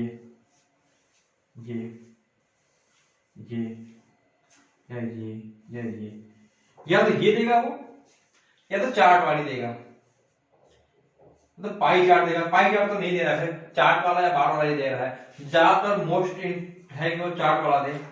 चार्ट में क्या होता है, ये रहा, यहाँ कुछ कंपनी के नाम है, कुछ भी प्रोडक्ट के नाम है, कुछ भी कार के नाम, कुछ दे देगा ऊपर, और यहाँ का दे देगा आपको ईयर दे देगा, सन दे देगा 1970, 1971, 74, और यहाँ की प्रोडक्ट नाम हो गया। ये हो गया कि 70 ये प्रोडक्ट इतना बिका, बी इतना बिका, सी इतना बिका, डी इतना बिका, ऐसे करके उसने आपको डेटा दे दिया। अब उससे क्या पूछेगा कि किस वर्ष में सबसे ज्यादा पूरे औसत का बिका, माने किस वर्ष में जो इसकी पूरी औसत है उससे भी ज्यादा माल बिक गए। इसके लिए क्या करना पड़ेगा आपको, पूरी औसत निकालनी है, फिर उसको देखना है कि इन सबकी औसत अकेले अकेले कितना है हर साल की, और ये पता करना है किस साल में उसकी औसत सबसे ज्यादा है। तो इसने में तो हम जितना डेढ़ खाए पूरा वेस्ट हो गया हमारा। तो जो डीआई क्वेश्चंस होते हैं इसमें सबसे मोस्ट फैक्टर क्या अपनाता है आपका, जो आपके ऑप्शंस होते हैं। 4 ऑप्शन दिए गए हैं, 4 ऑप्शन में क्या है, एक ऑप्शन सही है आपका और 3 ऑप्शन गलत हैं। तो ये बताइए 4 में से जो 3 ऑप्शन गलत हैं, गलत ऑप्शन ढूंढने की प्रयास ज्यादा है कि सही आंसर, तो ऑब्वियसली सी बात है कि हम गलत आंसर को जल्दी चेक कर पाएंगे। सो हम क्या करेंगे कि हम पहले उसमें से ये छांट लेंगे कि कौन कौन सा आंसर हो ही नहीं सकता। तो जो ऑप्शंस ये रहेंगे उसके अकॉर्डिंग 1-2 तो ऑप्शन आपको ऐसे मिल जाएंगे तो पक्का होगा कि ये नहीं हो सकता। तो जो 1-2 बचते हैं हम उनके आधार पर चेक करते हैं, अपना आंसर पास करते हैं। सो यहाँ पे सबसे मेन फैक्ट अदा करता है जो लोग काल्पनिक होते हैं और क्या कर लेते हैं, अपना एप्रोक्सीमेट कर लेते हैं। मतलब क्या करना है, आपने उसने कहा है औसत निकालने का, तो ये नहीं कि आपको एग्जैक्ट औसत ही निकालना है, आपने बस इन सबको जोड़ दिया, वो भी 10 के मल्टीपल्स में जोड़ दिया। अगर बहुत ज्यादा अंतर है उनके डेटा में तो आपको 1, 2 या फिर डेसिमल में अगर दिया, पॉइंट में दिया है तो वो सब कंसीडर करने की जरूरत नहीं है। आप एप्रोक्सीमेट भी उसको करके बहुत ही इजीली से वैल्यू को फाइंड कर सकते हैं। तो डीआई में ये होता है, आप जितना ज्यादा प्रैक्टिस करोगे आपकी कैलकुलेशन इतनी फास्ट होगी, प्लस की, एडिटिंग की, मल्टीप्लाई की और अप्रोक्सीमेशन की, कहां पे आपको कौन सा रूल अपनाना है, कहां से न्यूमेरिकल मेथड अपनाना है, कहां से डिजिटल सम अपनाना है, सारी चीजें आपको आती होंगी तो आप डीआई बहुत आसानी से कर पाएंगे। और जहां तक डीआई है बहुत हार्ड नहीं दे रहे हैं, आपको बैंकिंग की डीआई सॉल्व नहीं करनी है वहां बैठ के, तो एक बहुत ही इजी डीआई देगा आपको। तो बच्चे प्लीज डीआई से डरे नहीं, बिल्कुल आपके 4 से 5 क्वेश्चन में घलवा होते हैं, बिल्कुल जैसे सब्जी खरीदो या कुछ खरीदो तो आपको फ्री में कुछ मिलता है, तो वैसे होते हैं कि आपने पूरा पेपर सॉल्व किया, लास्ट में डीआई दे दी जाएगा आपकी, ये लीजिए फ्री में ले जाइए नंबर, और बच्चे छोड़ चले जाते हैं उसको। तो इस तरीके से हमने जो एक टेस्ट को स्टार्ट किया था एनटीपीसी वालों के लिए वो खत्म होता है। तो ये बस एनटीपीसी वालों के लिए ही इंपॉर्टेंट नहीं है, जितने भी एग्जाम है IAF, coast guard, GD, SSC UP police, MP police जितने भी हैं उन सबके लिए जितने पढ़ाए गए वीडियो हैं ये बहुत ही मोस्ट इंपॉर्टेंट है। सो प्लीज फ्रेंड इसको पढ़िए आप अच्छे से। अब चाहिए तो इसके जो इंपॉर्टेंट टॉपिक्स मैंने बताए हैं, जो पॉइंट बताए हैं, जो फैक्ट बताए हैं, उनको आप नोट डाउन कर लीजिए और उसके बाद अपनी प्रैक्टिस करते रहिए। So all the best and thank you. हाँ, और अगर आपको हमारा पढ़ना अच्छा लगा तो प्लीज लाइक कर दीजिएगा। और जो भी सुझाव आपके कमेंट बॉक्स में बताइए हाँ कि यहाँ पे कहाँ पे आपने कुछ गलत बता दिया उसके लिए प्लीज सॉरी, क्योंकि बहुत तेजी से बताना था, सब चीजें एक साथ माइंड से रिकॉर्ड होनी थी, तो एक आध चीज स्लिप हो गई हो, कुछ गलत हो गया होगा, उसके लिए माफी। और अगर मैं बाद में देखूंगा कुछ चीजें गलत मिलती है तो सुधार कर दूंगा और कमेंट बॉक्स में मैं कमेंट कर दूंगा कि हाँ यहाँ पे क्या है गलती है। हाँ, एक और नोटिफिकेशन कि हमें टेलीग्राम में चैनल बनाया है, अगर उसको आपसे उससे ज्वाइन होना है तो हमारे अबाउट में जाइए, वहां पे आपको टेलीग्राम का ऑप्शन आएगा, आप वहां से हमारे टेलीग्राम ग्रुप में शामिल हो सकते हैं। सो फ्रेंड्स बहुत बहुत धन्यवाद आपका हमारे बने रहने के लिए। जय हिंद। और आपके लिए हम लोग बहुत अच्छी अच्छी वीडियोस लाने वाले हैं। जिसे पता है आपको कि मैथ का स्पेशल क्लास होने वाला है जल्दी, हम उसका शेड्यूल बन चुका है पूरा, और आपको एक एक टॉपिक पे अच्छे से डीप नॉलेज दी जाएगी किसी भी एग्जाम्स के लिए। सो धन्यवाद।